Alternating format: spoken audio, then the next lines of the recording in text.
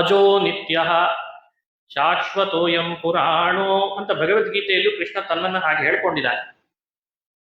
ನರಸಿಂಹ ಕಂಬದಿಂದ ಬಂದ ಅಂದ್ರಿಂದಲೇ ತತ್ವ ತಿಳಿಸಿತು ಭಾಗವತ, ನನಗೆ ತಂದೆ ತಾಯಂದ್ರು ಬೇಕಿಲ್ಲ ಅಂತ.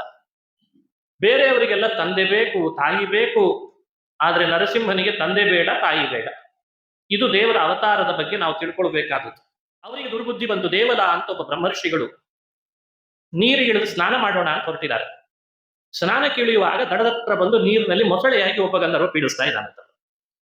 ಇನ್ನೊಬ್ಬ ಗಂಧರ್ವ ಸ್ನಾನ ಬೇಡಪ್ಪ, ಯಾಕೆ ಬೇಕು, ಬೇಡವೇ ಬೇಡ, ಆಶ್ರಮಕ್ಕೆ ಹೋಗೋಣ ಅಂದ್ರೆ ಆನೆಯಾಗಿ ಆಶ್ರಮಕ್ಕೆ ಹೋಗದೆ ಇರೋ ಹಾಗೆ ತಡಿತಾ ಇದ್ದಾನೆ. ಎಂಥ ದುರ್ಬುದ್ಧಿ! ನೋಡೋ ತನಕ ನೋಡಿದ್ರು, ನನ್ನೇ ಆಟ ಆಡಿಸ್ತೀರಾ, ದೊಡ್ಡ ಗಂಧರ್ವರಾಗಿ ನನ್ನಂಥ ಋಷಿಯನ್ನ ಪೀಡಿಸಬೇಕು ಅಂತ ಬುದ್ಧಿ ಬಂತಲ್ಲ ನಿಮಗೆ, ಮಾಡ್ತೀನಿ, ನೀನು ಮೊಸಳೆಯಾಗೇ ಇರು, ನೀನು ಆನೆಯಾಗೇ ಇರು ಅಂತ ಶಾಪ ಹಾಕಿ. ಹರೇ ಕೃಷ್ಣ. ಅಧಿಕ ಮಾಸದ ಪ್ರಾರಂಭದಲ್ಲಿ ಶ್ರೀಮದ್ ಭಾಗವತ ಸಪ್ತಾಹ ಪ್ರವಚನ ಮಾಡಲು ಖ್ಯಾತ ಪ್ರವಚನಕಾರರಾದ ಹುಬ್ಬಳ್ಳಿಯ ಡಾಕ್ಟರ್ ಶ್ರೀಹರಿ ಆಚಾರ್ಯ ಅವರಿಂದ ಈ ವಿಡಿಯೋದ ಮುಖಾಂತರ ನೀವು ಕೇಳಿ ಪುಣ್ಯವಂತರಾಗಿ.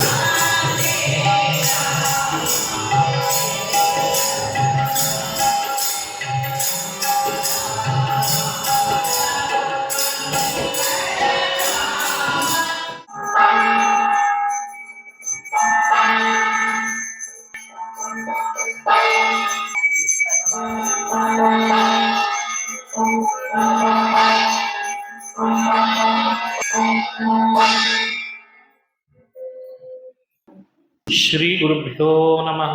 ಹರಿ ಓಂ. ಜನ್ಮಾದ್ಯಸ್ಯ ಯತೋನ್ಮಯಾದಿತರತಶ್ಚಾರ್ಥೇಷ್ವಭಿಜ್ಞಸ್ವರಾಟ್ ತೇನೇ ಬ್ರಹ್ಮಹೃದಾಯಾದಿ ಕವಯೇ ಮುಹ್ಯಂತಿ ಯಂ ಸೂರಯಃ. ತೇಜೋ ವಾರಿಮೃತಾಂ ಯಥಾ ವಿನಿಮಯೋ ಯತ್ರ ತ್ರಿಸರ್ಗೋ ಮೃಷಾ. ಭಾಮ್ನಾ ಸ್ವೇನ ಸದಾ ನಿರಸ್ತಕುಹಕಂ ಸತ್ಯಂ ಪರಂ ಧೀಮಹಿ. ಸೃಷ್ಟಿಸ್ಥಿತ್ಯಪ್ಯಯೇಹ ನಿಯತಿರ್ಹಿತಮೋ ಬಂಧಮೋಕ್ಷಾಶ್ಚ ಯಸ್ಮಾತ್. ಅಸ್ಯ ಶ್ರೀ ಬ್ರಹ್ಮರುದ್ರ ಪ್ರಭೃತಿ ಸುರನರದ್ವೀಷ ಶತ್ರುತ್ಮಕಸ್ಯ ವಿಷ್ಣೋರ್ವ್ಯಸ್ತಾಃ ಸಮಸ್ತಾಃ ಸಕಲಗುಣನಿಧಿಃ ಸರ್ವದೋಷವ್ಯಪೇತಃ. ಪೂರ್ಣಾನಂದೋ ವ್ಯಯೋ ಯೋ ಗುರುರಪಿ ಪರಮಃ ಚಿಂತಯೇತಂ ಮಹಾಂತಂ. ನಾರಾಯಣಂ ನಮಸ್ಕೃತ್ಯ ನರಂ ಚೈವ ನರೋತ್ತಮಂ ದೇವೀಂ ಸರಸ್ವತೀಂ ವ್ಯಾಸಂ ತತೋ ಜಯಮುದೀರಯೇತ್. ಯಂ ಪ್ರವ್ರಜಂತಮನುಪೇತಮಪೇತಕೃತ್ಯಂ ದ್ವೈಪಾಯನೋ ವಿರಹ ಕಾತರ ಆಜುಹಾವ. ಪುತ್ರೇತಿ ತನ್ಮಯತಯಾ ತರವೋಪಿ ನೇದುಃ ತಂ ಸರ್ವಭೂತಹೃದಯಂ ಮುನಿಮಾನತೋಸ್ಮಿ. ಶ್ರೀ ಹರಿವಾಯು ಗುರುಗಳ ಚರಣಾರವಿಂದಗಳಲ್ಲಿ ಭಕ್ತಿಪೂರ್ವಕ ಪ್ರಣಾಮಗಳನ್ನು ಅರ್ಪಿಸಿ ಶ್ರೀಮದ್ ಭಾಗವತ ಮಹಾಪುರಾಣದ ಕೆಲವು ಸಂಗತಿಗಳನ್ನ ಸಂದೇಶದ ರೂಪದಲ್ಲಿ ಹ್ಯಾಕ್ ತಿಳಿಬಹುದು ಅಂತ ಚಿಂತನೆ ಮಾಡ್ತಾ ಬರ್ತಾ ಇದ್ದೇವೆ. ಸಪ್ತಮ ಸ್ಕಂದ ಭಾಗವತದ ಸಾರವನ್ನ ನಿನ್ನೆ ನೋಡ್ತಾ ಪ್ರಹ್ಲಾದನನ್ನ ನರಸಿಂಹ ಹೇಗೆ ಅನುಗ್ರಹ ಮಾಡಿದ, ಭಕ್ತಿಯ ಶಕ್ತಿ ಎಂಥದ್ದು ಅಂತ ಚಿಂತನೆ ಮಾಡಿಸಿದರು. ಮನುಷ್ಯನಿಗೆ ದೇವರಲ್ಲಿ ಮಾಡುವ ಭಕ್ತಿ ಎಂಥ ಸಮಸ್ಯೆಯಿಂದಲೂ ಪರಿಹಾರ ಆಗ್ತದೆ ಅಂತನ್ಲಿಕ್ಕೆ ಒಬ್ಬ ಸ್ಫೂರ್ತಿಯಾದ ವ್ಯಕ್ತಿ ಬೇಕು. ಭಕ್ತಿ ಹೀಗೆ ಮಾಡಬೇಕು ಅನ್ಲಿಕ್ಕೆ ಒಬ್ಬ ಬೇಕಲ್ಲ ಸ್ಫೂರ್ತಿ. ಭಾಗವತ ಪ್ರಹ್ಲಾದನನ್ನ ಅದಕ್ಕಾಗೇ ಹೇಳ್ತದೆ. ಭಕ್ತಿ ಮಾಡ್ಲಿಕ್ಕೆ ಯಾರು ಸ್ಫೂರ್ತಿ? ಪ್ರಹ್ಲಾದ ಸ್ಫೂರ್ತಿ ಅಂತದೆ. ಸಾವಿಗೆ ಹೆದರಲಿಲ್ಲ, ತಂದೆಗೆ ಹೆದರಲಿಲ್ಲ, ಬೇರೆ ರೀತಿ ಕಿರುಕುಳಗಳನ್ನ ಕೊಟ್ರೆ ಅದಕ್ಕೆ ಜಗ್ಗಲಿಲ್ಲ, ಬಗ್ಗಲಿಲ್ಲ, ಕುಗ್ಗಲಿಲ್ಲ. ತಾನು ಮಾಡಬೇಕಾದ ಉಪದೇಶವನ್ನ ಮಾಡದೇ ಇರಲಿಲ್ಲ. ಹೀಗೆ ಪ್ರಹ್ಲಾದನ ಚರಿತ್ರೆಯನ್ನ ಭಾಗವತ ನಮ್ಮ ಕಣ್ಣು ಮುಂದಿಟ್ಟು ಧರ್ಮಕ್ಕೆ, ದೈವಕ್ಕೆ ಮನುಷ್ಯ ಯಾವಾಗಲೂ ಶರಣಾಗಿರ್ಬೇಕು, ತಂದೆಗಿಂತ ತಾಯಿಗಿಂತ ಮಿಗಿಲಾದದ್ದು ಧರ್ಮ ದೈವ ಅಂತ ಜಗತ್ತಿಗೆ ಸಾರಿದವನು ಪ್ರಹ್ಲಾದ. ಹಾಗಾಗಿ ಪ್ರಹ್ಲಾದನ ಕಥೆಯನ್ನ ಬಾರಿ ಬಾರಿ ಶ್ರವಣ ಮಾಡ್ಬೇಕಂತೆ. ನರಸಿಂಹಾವತಾರವನ್ನ ಪದೇ ಪದೇ ಸ್ಮರಣೆಗೆ ತರಬೇಕಂತೆ. ಎಂಥ ವಿಘ್ನಗಳಿದ್ರೂ ನರಸಿಂಹದೇವರು ಪರಿಹಾರ ಮಾಡಿಬಿಡ್ತಾನೆ. ಆ ವಿಶ್ವಾಸ ಬೇಕು. ಎಲ್ಲ ಕಾಲದಲ್ಲಿಯೂ ನರಸಿಂಹದೇವರು ನಮ್ಮನ್ನ ಪರಿಹಾರ ಮಾಡಲಿಕ್ಕೆ ರಕ್ಷಕರಾಗಿ ನಿಂತಿರ್ತಾರೆ, ವಿಘ್ನ ಪರಿಹಾರಕರಾಗಿ. ಆ ಚರಿತ್ರೆ ಭಾಗವತದಲ್ಲಿ ಬಂದದ್ದನ್ನು ಕೇಳಿದ್ವಿ. 8ನೇ ಸ್ಕಂಧ ಶ್ರೀಮದ್ ಭಾಗವತದಲ್ಲಿ ಬರುವ ಕೆಲವು ಸಂಗತಿಗಳನ್ನ ಚಿಂತನೆ ಮಾಡೋಣ. ಹಾಗೂ 9ರಲ್ಲಿ ಬಂದಂತ ಕೆಲವು ಸಂದೇಶಗಳನ್ನ ತಿಳಿಯೋಣ. 8ರಲ್ಲಿ 14 ಮನ್ವಂತರದಲ್ಲಾದ ಕೆಲವು ಭಗವಂತನ ಅವತಾರಗಳನ್ನ ಅನುಸಂಧಾನ ಮಾಡಿಸ್ತಾರೆ ಶುಕಮುನಿಗಳು ಪರೀಕ್ಷಿತ್ ರಾಜನಿಗೆ. ಸ್ವಯಂಭುವ 1ನೇ ಮನ್ವಂತರ, ಸ್ವಾರೋಚಿಷ 2ನೇ ಮನ್ವಂತರ, ಹೀಗೆ ಉತ್ತಮ, ತಾಪಸ, ಚಾಕ್ಷುಷ, ರೈವತ, ಚಾಕ್ಷುಷ, ವೈವಸ್ವತ, ಸಾವರಣಿ, ದಕ್ಷ ಸಾವರಣಿ, ರುದ್ರ ಸಾವರಣಿ, ಬ್ರಹ್ಮ ಸಾವರಣಿ, ನೋಡಿ ಹೀಗೆ ಮನ್ವಂತರಗಳ ಪಟ್ಟಿಯನ್ನು ಕೊಡ್ತಾರೆ. ಸ್ವಯಂಭವ ಮನ್ವಂತರದಲ್ಲಿ ಭಗವಂತ ಯಜ್ಞನಾಗಿ ಅವತಾರ ಮಾಡಿ ಭಕ್ತರನ್ನ ರಕ್ಷಣೆ ಮಾಡಿದ್ನಂತೆ. ಸ್ವಾರೋಚಿಷ ಮತ್ತು ಉತ್ತಮ ಅಂತ ಮನ್ವಂತರಗಳಲ್ಲಿ ಸತ್ಯಸೇನ ವಿಭು ಅಂತ ವಿಷ್ಣು ಅವತಾರ ಮಾಡಿದ ಅಂತ ಹೇಳ್ತದೆ ಭಾಗವತ. ತಾಪಸ ಮನ್ವಂತರದಲ್ಲಿ 4ನೇ ಮನ್ವಂತರ ಅದು ತಾಪಸ, ಆಗ ಹರಿ ಅಂತ ದೇವರ ಅವತಾರ ಮಾಡಿದ್ದಂತೆ. ಹರಿಮೇಧಸ್ ಹಾಗೂ ಹರಿಣಿ ಅಂತ ಇಬ್ರು ದಂಪತಿಗಳಿದ್ರಂತೆ. ಅವರು ತಪಸ್ಸು ಮಾಡಿ ದೇವರನ್ನ ಮಗನನ್ನಾಗಿ ಪಡಿಬೇಕು ಅಂತ ಆಸೆ ಪಟ್ಟರು. ಅವರ ಭಕ್ತಿ ತಪಸ್ಸಿಗೆ ಮೆಚ್ಚಿ ವಿಷ್ಣು ಅವರ ಮನೆಯಲ್ಲಿ ಅವತಾರ ಮಾಡಿದ, ಹರಿ ಅಂತ ನಾಮಕರಣ ಮಾಡಿದ್ರಂತೆ ನಾರಾಯಣನಿಗೆ. ರೈವತ ಅಂತ ಮನ್ವಂತರ, ಅಜಿತ ಅಂತ ವಿಷ್ಣು ಅವತಾರ ಮಾಡಿದಾನೆ ಅಂತ ಹೇಳ್ತಾರೆ ಚಾಕ್ಷುಷ ಮನ್ವಂತರದಲ್ಲಿ. ರೈವತ ಅಲ್ಲ, ಚಾಕ್ಷುಷದಲ್ಲಿ. ಅದು 6ನೇ ಮನ್ವಂತರ. ಎಲ್ಲ ಮನ್ವಂತರಗಳಲ್ಲಿಯೂ ದೇವರ ಅವತಾರ ಮಾಡೇ ಮಾಡ್ತಾನೆ, ಎಲ್ಲಾ ಮನ್ವಂತರದಲ್ಲಿ. ಆದ್ರೆ ಎಲ್ಲಾ ಯುಗದಲ್ಲಿ ದೇವರ ಅವತಾರ ಮಾಡ್ತಾನೆ ಅಂತಿಲ್ಲ, ವ್ಯತ್ಯಾಸ ಅರ್ಥ ಮಾಡ್ಕೊಳ್ಬೇಕು. ಕಲಿಯುಗ ಬಿಟ್ಟು ಉಳಿದ 3 ಯುಗಗಳಲ್ಲಿ ಮಾತ್ರ ಭಗವಂತ ಅವತಾರ ಮಾಡ್ತಾನೆ. ಅವತಾರ ಬೇರೆ, ಭಗವಂತ ಅಲ್ಲಲ್ಲಿ ಭಕ್ತರಿಗೋಸ್ಕರ ತನ್ನನ್ನ ತೋರಿಸ್ಕೊಳ್ಳೋದು ಬೇರೆ, ಸ್ವಲ್ಪ ವ್ಯತ್ಯಾಸ. ಆ ಭಕ್ತರು ಅತಿಶಯಿತ ಭಕ್ತಿ ತಪಸ್ಸು ಮಾಡಿದಾಗ ನರಸಿಂಹನಾಗಿ ಬಂದ, ವಾಮನನಾಗಿ ಬಂದ, ಪರಶುರಾಮನಾದ, ರಾಮನಾದ, ಕೃಷ್ಣನಾದ, ಇವೆಲ್ಲ ದೇವರ ಅವತಾರ ಅಂತ ಹೇಳಲಾಗ್ತದೆ. ನಮ್ಮ ಹುಟ್ಟಿಗೂ ಭಗವಂತನ ಅವತಾರಕ್ಕೂ ಇರುವ ವ್ಯತ್ಯಾಸ ಏನು? ಭಗವಂತ ಎಲ್ಲೆಡೆ ವ್ಯಾಪಿಸಿದವನು. ರಾಮ ಅವತರಿಸಿದ ಅಂದ್ರೆ ಪೂರ್ವದಲ್ಲಿ ರಾಮನಿರ್ಲಿಲ್ಲ ಅಂತ ಭಾವಿಸ್ತಾರೆ. ಭಾಗವತ ಅದನ್ನು ಸ್ಪಷ್ಟಪಡಿಸ್ತದ ಅಲ್ಲಲ್ಲಿ. ನಿತ್ಯ, ಶಾಶ್ವತ, ಅಜೋ ನಿತ್ಯ ಶಾಶ್ವತೋಯಂ ಪುರಾಣೋ ಅಂತ ಭಗವದ್ಗೀತೆಯಲ್ಲೂ ಕೃಷ್ಣ ತನ್ನನ್ನು ಹಾಗೆ ಹೇಳ್ಕೊಂಡಿದ್ದಾನೆ.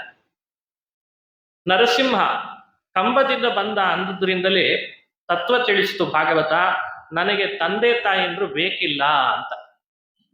ಬೇರೆಯವರಿಗೆಲ್ಲ ತಂದೆ ಬೇಕು, ತಾಯಿ ಬೇಕು, ಆದ್ರೆ ನರಸಿಂಹನಿಗೆ ತಂದೆ ಬೇಡ, ತಾಯಿ ಬೇಡ. ಇದು ದೇವರ ಅವತಾರದ ಬಗ್ಗೆ ನಾವು ತಿಳ್ಕೊಳ್ಬೇಕಾದದ್ದು. ಯಾವುದನ್ನಾದ್ರೂ ಯಾರನ್ನಾದ್ರೂ ನಿಮಿತ್ತ ಮಾಡಿಕೊಂಡು ದೇವರು ತನ್ನ ಭಕ್ತರ ಕಣ್ಣಿಗೆ ಬೀಳ್ತಾನಲ್ಲ, ಅದು ದೇವರ ಅವತಾರ ಅಂತ ಆಯ್ತು. ಇತ್ತೀಚಿನ ದಿನಗಳಲ್ಲಿರುವ ಕೆಲವು ಭ್ರಮೆಗಳನ್ನು ಪರಿಹರಿಸಲಿಕ್ಕೆ ಈ ಮಾತುಗಳು. ಯಾಕೆ ಅಲ್ಲಲ್ಲಿ ಮನುಷ್ಯರನ್ನೇ ದೇವರ ಅವತಾರ ಅಂತ ಪೂಜಿಸುವಂತಹ ಕೆಲವು ಸಂಪ್ರದಾಯವೋ ಅಥವಾ ಕೆಲವು ವಿಕೃತಿಯೋ ಹೊರಡ್ತದೆ. ಅದು ಎಲ್ಲಾ ಕಾಲದಲ್ಲಿಯೂ, ಮುಂದೆ ಇನ್ನೂ ಜಾಸ್ತಿನೂ ಆಗಬಹುದೇನೋ. ಪುರಾಣಗಳ ಆಧಾರದಲ್ಲಿ ಯಾರನ್ನ ದೇವರ ಅವತಾರ ಅಂತ ಪರಿಚಯಿಸ್ತದೋ ಅವರನ್ನು ಮಾತ್ರ ನಾವು ದೇವರು ಅಂತ ಚಿಂತನೆ ಮಾಡಬೇಕು. ಆಧಾರ ಇಲ್ಲದೆ ಕೇವಲ ನಂಬಿಕೆ ಅಂತನೋ ಹೆಸರಿನಲ್ಲಿ ಹೋಗ್ತದಲ್ಲ, ಅದನ್ನ ಶಾಸ್ತ್ರಗಳು ಅಂಗೀಕರಿಸಲ್ಲ.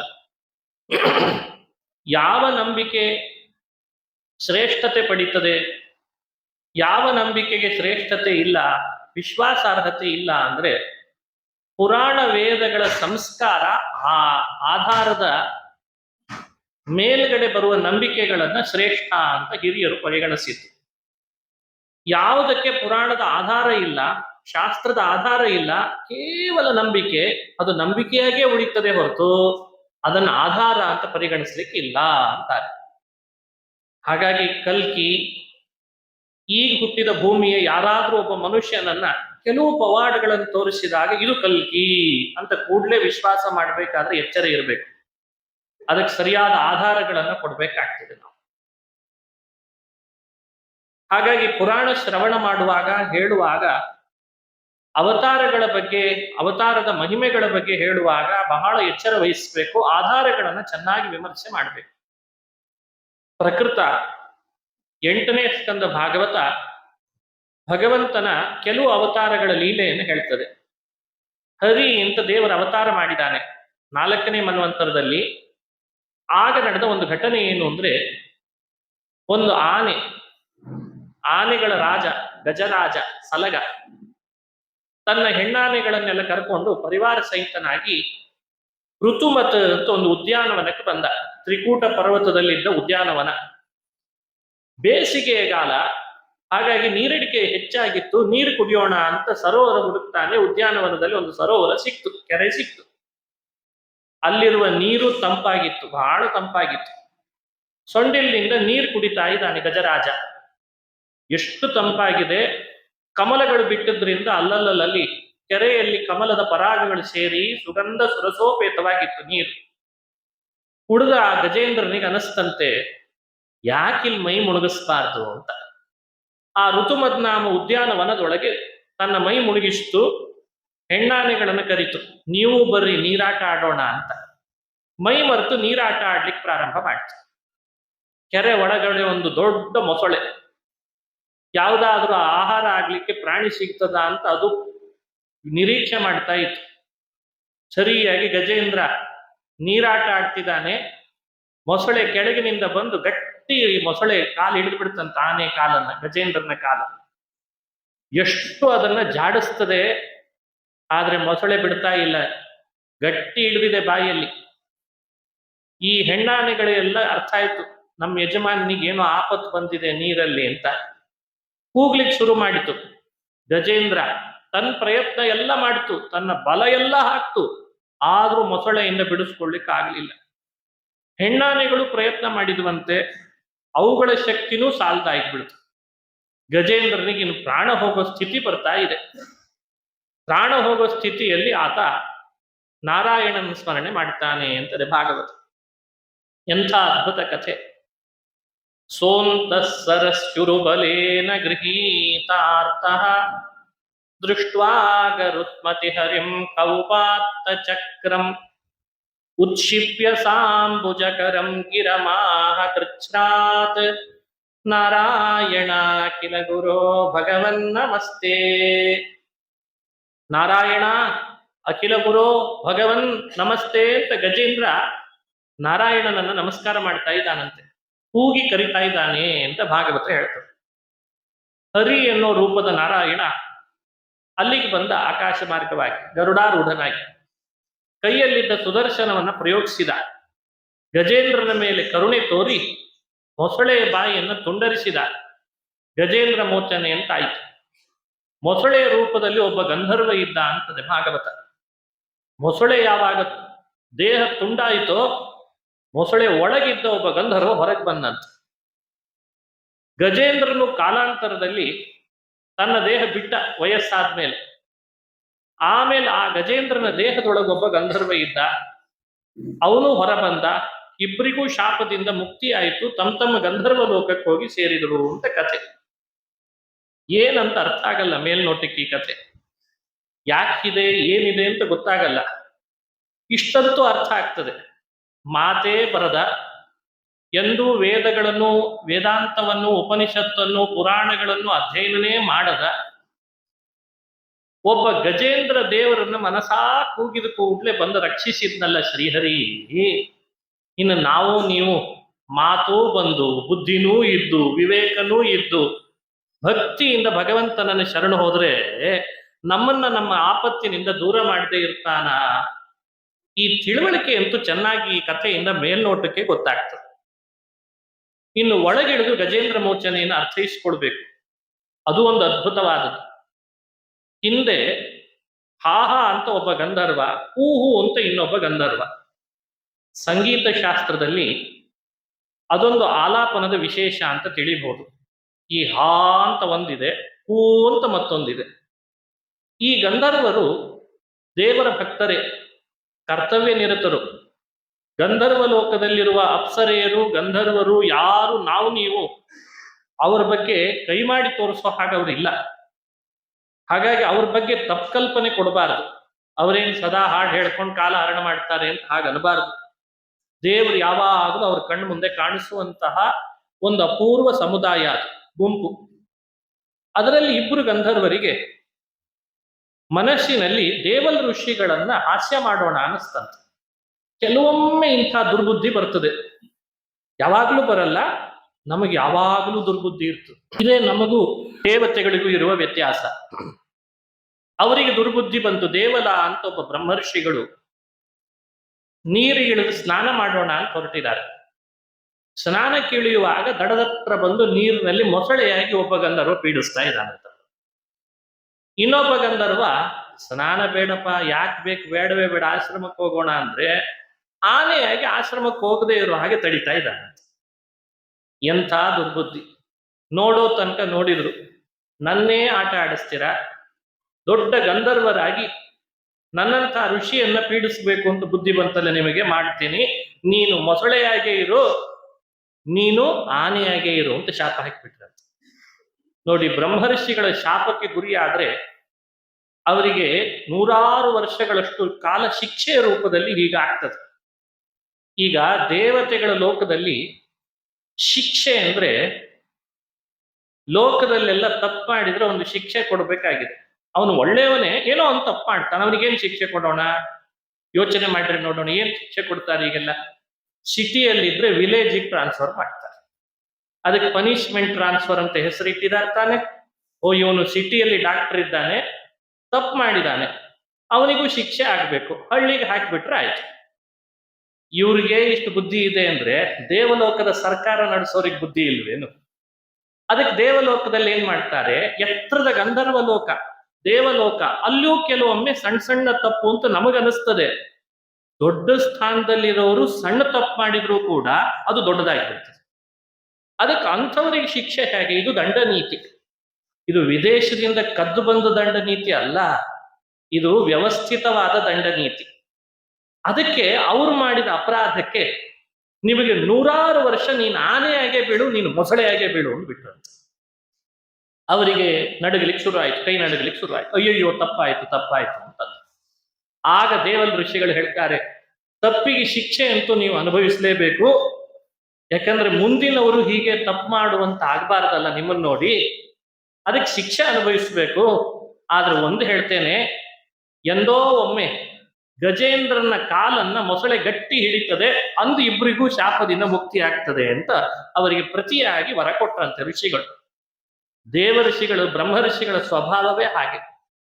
ಅವರು ಸಿಟ್ಟು ಮಾಡಿದ್ರು, ಶಾಪ ಕೊಟ್ಟರು, ಅವರವರ ಅರ್ಹತೆಗೆ ಅನುಗುಣವಾಗಿ ಶಿಕ್ಷೆ ಮುಗಿದ ಮೇಲೆ ಆದ್ರೂ ಮತ್ತೆ ಪುನಃ ನಿಮ್ ಲೋಕಕ್ಕೆ ಹೋಗ್ರಿ ಅಂತಾರಂತೆ. ಈ ಲೋಕದಲ್ಲೆಲ್ಲ ಅಂಥ ಆಡಳಿತ ಇದೆ ಅಂತ ಭಾವಿಸ್ಬೇಡಿ. ಮತ್ತೆ ಈಗೆಲ್ಲ ಅಂಥ ಆಡಳಿತ ಇಲ್ಲ.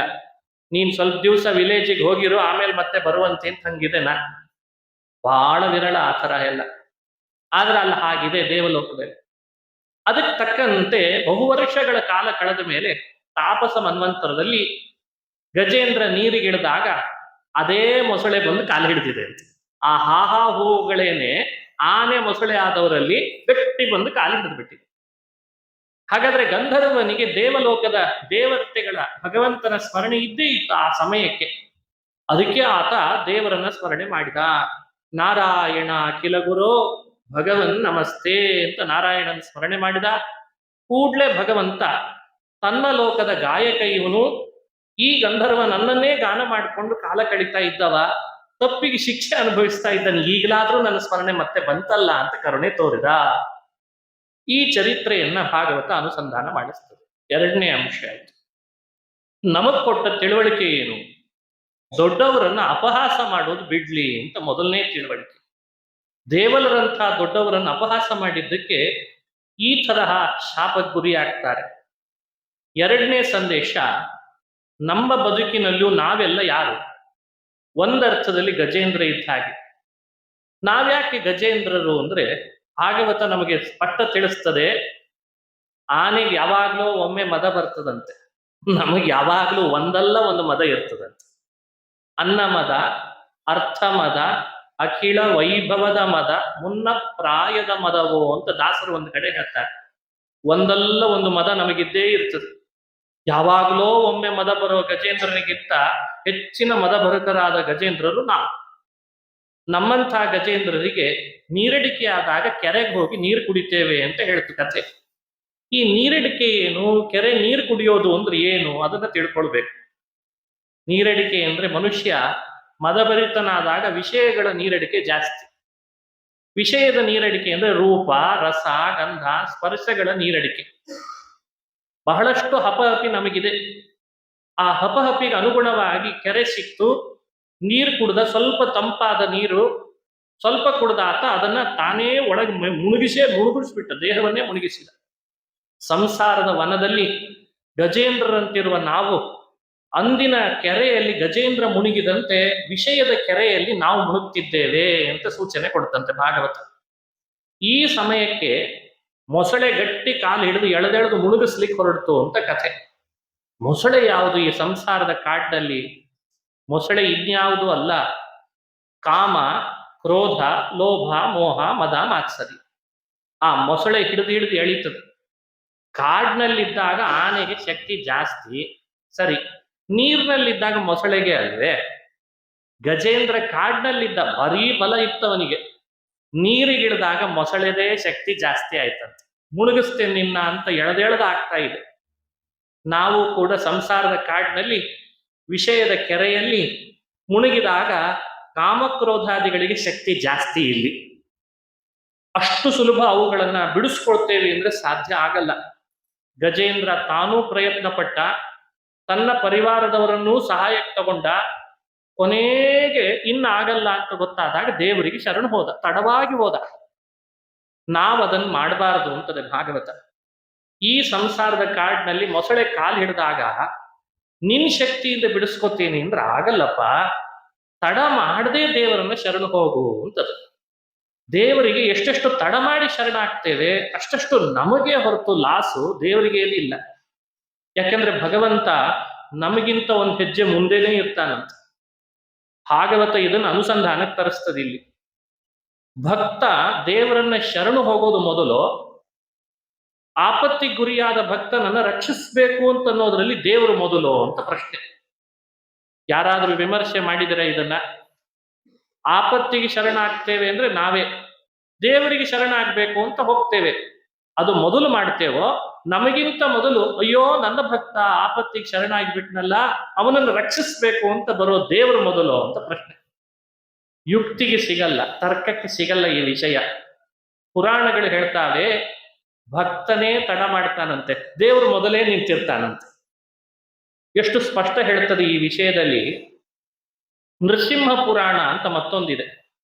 ಈ ಗಜೇಂದ್ರ ಮೋಚನೆಯ ಕೆಲವು ಸಂಗತಿಗಳನ್ನು ಅಲ್ಲಿ ಹೇಳುವಾಗ ಹೇಳ್ತಾರೆ.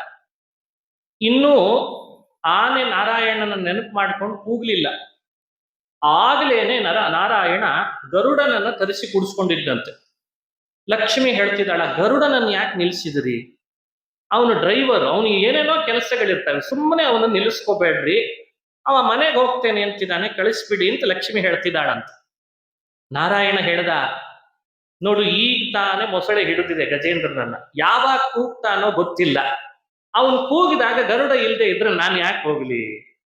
ಹಾಗಾಗಿ ಗರುಡನನ್ನ ಬಿಟ್ಕೊಡ್ಲಾರೆ. ಈಗ ಬಹಳ ವಿಚಿತ್ರವಾದ ಕಾಲ, ಎಮರ್ಜೆನ್ಸಿ ಅಂತ ಎತ್ತಿರ್ತಾರಲ್ಲ, ಇದೊಂದು ಎಮರ್ಜೆನ್ಸಿ ಇದ್ದಾಗಿದೆ, ಅವ ಕೂಗಿದಾಗ ನಾನು ಅಲ್ಲಿ ಇರ್ಬೇಕಾಗ್ತದೆ ಅಂತಂದ. ಅದೇ ನೃಸಿಂಹ ಪುರಾಣಗಳು ಮುಂದುವರೆದು ಹೇಳ್ತಾವೆ, ಇಷ್ಟೊತ್ತು ಕಾದಿದ್ದಾನೆ ಗರುಡ ನಿಂತು ನಿಂತು, ಇವನು ಕೂಗ್ತಾನೇ ಇಲ್ಲ. ಕೊನೆಗೆ ಅವನಿಗೆ ನೆನಪಾಯ್ತು ಜನ್ಮಾಂತರದ ಸ್ಮರಣೆ ಇದ್ದದ್ದಕ್ಕೆ ನಾರಾಯಣ ಅಂತ. ಅಷ್ಟರಲ್ಲಿ ನಾ ಅನ್ನಂತೆ ಗರುಡನ ಮೇಲೆ ಕೂತ್ ಬಿಟ್ಟಂತೆ ದೇವ್ರು. ಹೋಗಿ ರಾ ಅನ್ನೋ ಅಷ್ಟರಲ್ಲಿ ಆಕಾಶದಲ್ಲಿ ದೇವರು ಬಂದಿದ್ದಂತೆ. ಯ ಅಂದಿದ್ದಾನೆ, ಚಕ್ರ ಬಿಟ್ಬಿಟ್ಟಿದ್ದಾನೆ ದೇವರು. ನಾ ಅನ್ನೋ ಅಷ್ಟರಲ್ಲಿ ಮೊಸಳೆ ತುಂಡಾಗಿತ್ತು. ನಾರಾಯಣ ಕಿಲ ಗುರೋ ಭಗವನ್ ನಮಸ್ತೆ. ಈ ಸಂಗತಿಯನ್ನು ನಮ್ಮ ಕಣ್ಣು ಮುಂದೆ ಅರ್ಥ ಮಾಡಿಸಿ ಹೇಳ್ತದೆ. ಈಗ ಹೇಳು ಭಕ್ತ, ನೀನು ದೇವರನ್ನ ಮೊದಲು ಶರಣು ಹೋಗ್ತೀಯೋ, ನಿನಗಿಂತ ಮೊದಲು ನಿನ್ನ ರಕ್ಷಣೆ ಮಾಡ್ಲಿಕ್ಕೆ ದೇವರು ಶರಣು ಬರ್ತಾನೋ ಹೇಳು, ಮೊದಲು ಬರ್ತಾನೋ? ಯುಕುತಿಗೆ ನಿಲುಕದೋ ಗಯಾ ಗದಾಧರನೆ ಭಕುತ ಜನ ಮುಂದೆ ನೀನವರ ಹಿಂದೆ. ಯುಕುತಿಗೆ ನಿಲುಕದೋ ಗಯಾ ಗದಾಧರನೆ ಅಂತ ದಾಸರು ಹೇಳ್ತಾರೆ, ವಿಜಯದಾಸರು. ಹೇ ಸ್ವಾಮಿ, ನದಿಯಲ್ಲಿ ದೋಣಿಯಲ್ಲಿ ಕೂತ್ಕೊಂಡಾಗ ಹುಟ್ಟು ಅಂತ ಹಾಕ್ತಾರೆ. ಒಮ್ಮೆ ಹುಟ್ಟು ಹಾಕಿದಾಗ ದೋಣಿ ಮುಂದೆ ಹೋಗ್ತದೆ, ಮತ್ತೆ ಹುಟ್ಟು ಹಾಕಿದಾಗ ಮತ್ತೆ ಹೋಗ್ತದೆ, ಒಮ್ಮೆ ಹಿಂದೆ ಬರ್ತದೆ, ಒಮ್ಮೆ ಮುಂದೆ ಹೋಗ್ತದೆ. ಅದನ್ನು ನೆನಪಿಸ್ಕೊಂಡು ಹೇಳ್ತಾರೆ, ಹುಟ್ಟು ಮುಂದಲ್ಲವೇನೋ ಹರಿಗೋಲು ಮುಂದೇನೋ ಅಂತ ಕೇಳ್ತಾರೆ ದಾಸರು. ಕರು ಮುಂದೋ ಆಕಳ ಮುಂದೋ, ಧೇನು ಮುಂದೋ ವತ್ಸ ಮುಂದೋ, ಸ್ವಾಮಿ ಮುಂದೋ ಹಿಂದೋ ನನಗಂತೂ ಅರ್ಥ ಆಗ್ತಾ ಇಲ್ಲ. ಗಯಾ ಗದಾಧರನೇ ಅಂತ ಶ್ರೀಹರಿಯನ್ನ ಸ್ತೋತ್ರ ಮಾಡಿ ಹೇಳ್ತಾರೆ ಶ್ರೀನಿವಾಸನನ್ನ. ಅದರ ಒಳ ಅರ್ಥ ಇದೆ. ಮುಂದೋ ಹಿಂದೋ ಅಂದ್ರೆ ಫಿಸಿಕಲಿ ಮುಂದಿರೋದು ಹಿಂದಿರೋದು ಅಂತ ಅರ್ಥ ಮಾಡ್ಕೋಬಾರದು. ದಾಸರ ಮಾತುಗಳವೆಲ್ಲ ಭಾಗವತದ ಮಾತಿನ ಸಾರ. ಭಕ್ತ ಶರಣು ಹೋಗೋದ್ರಲ್ಲಿ ಮೊದಲು ಆ ಭಕ್ತನನ್ನ ಆಪತ್ತಿಗೆ ಸಿಕ್ಕನಲ್ಲ ನನ್ನ ಭಕ್ತ ಅಂತ ರಕ್ಷಿಸೋದ್ರಲ್ಲಿ ದೇವರು ಮೊದಲು ಅನ್ನೋದನ್ನ ಅರ್ಥ ಮಾಡ್ಕೋ. ಅದನ್ನ ತರ್ಕದಿಂದ ಅಳಿತೀಯ ನೀನು ಅಂತ ಕೇಳ್ತಾರೆ.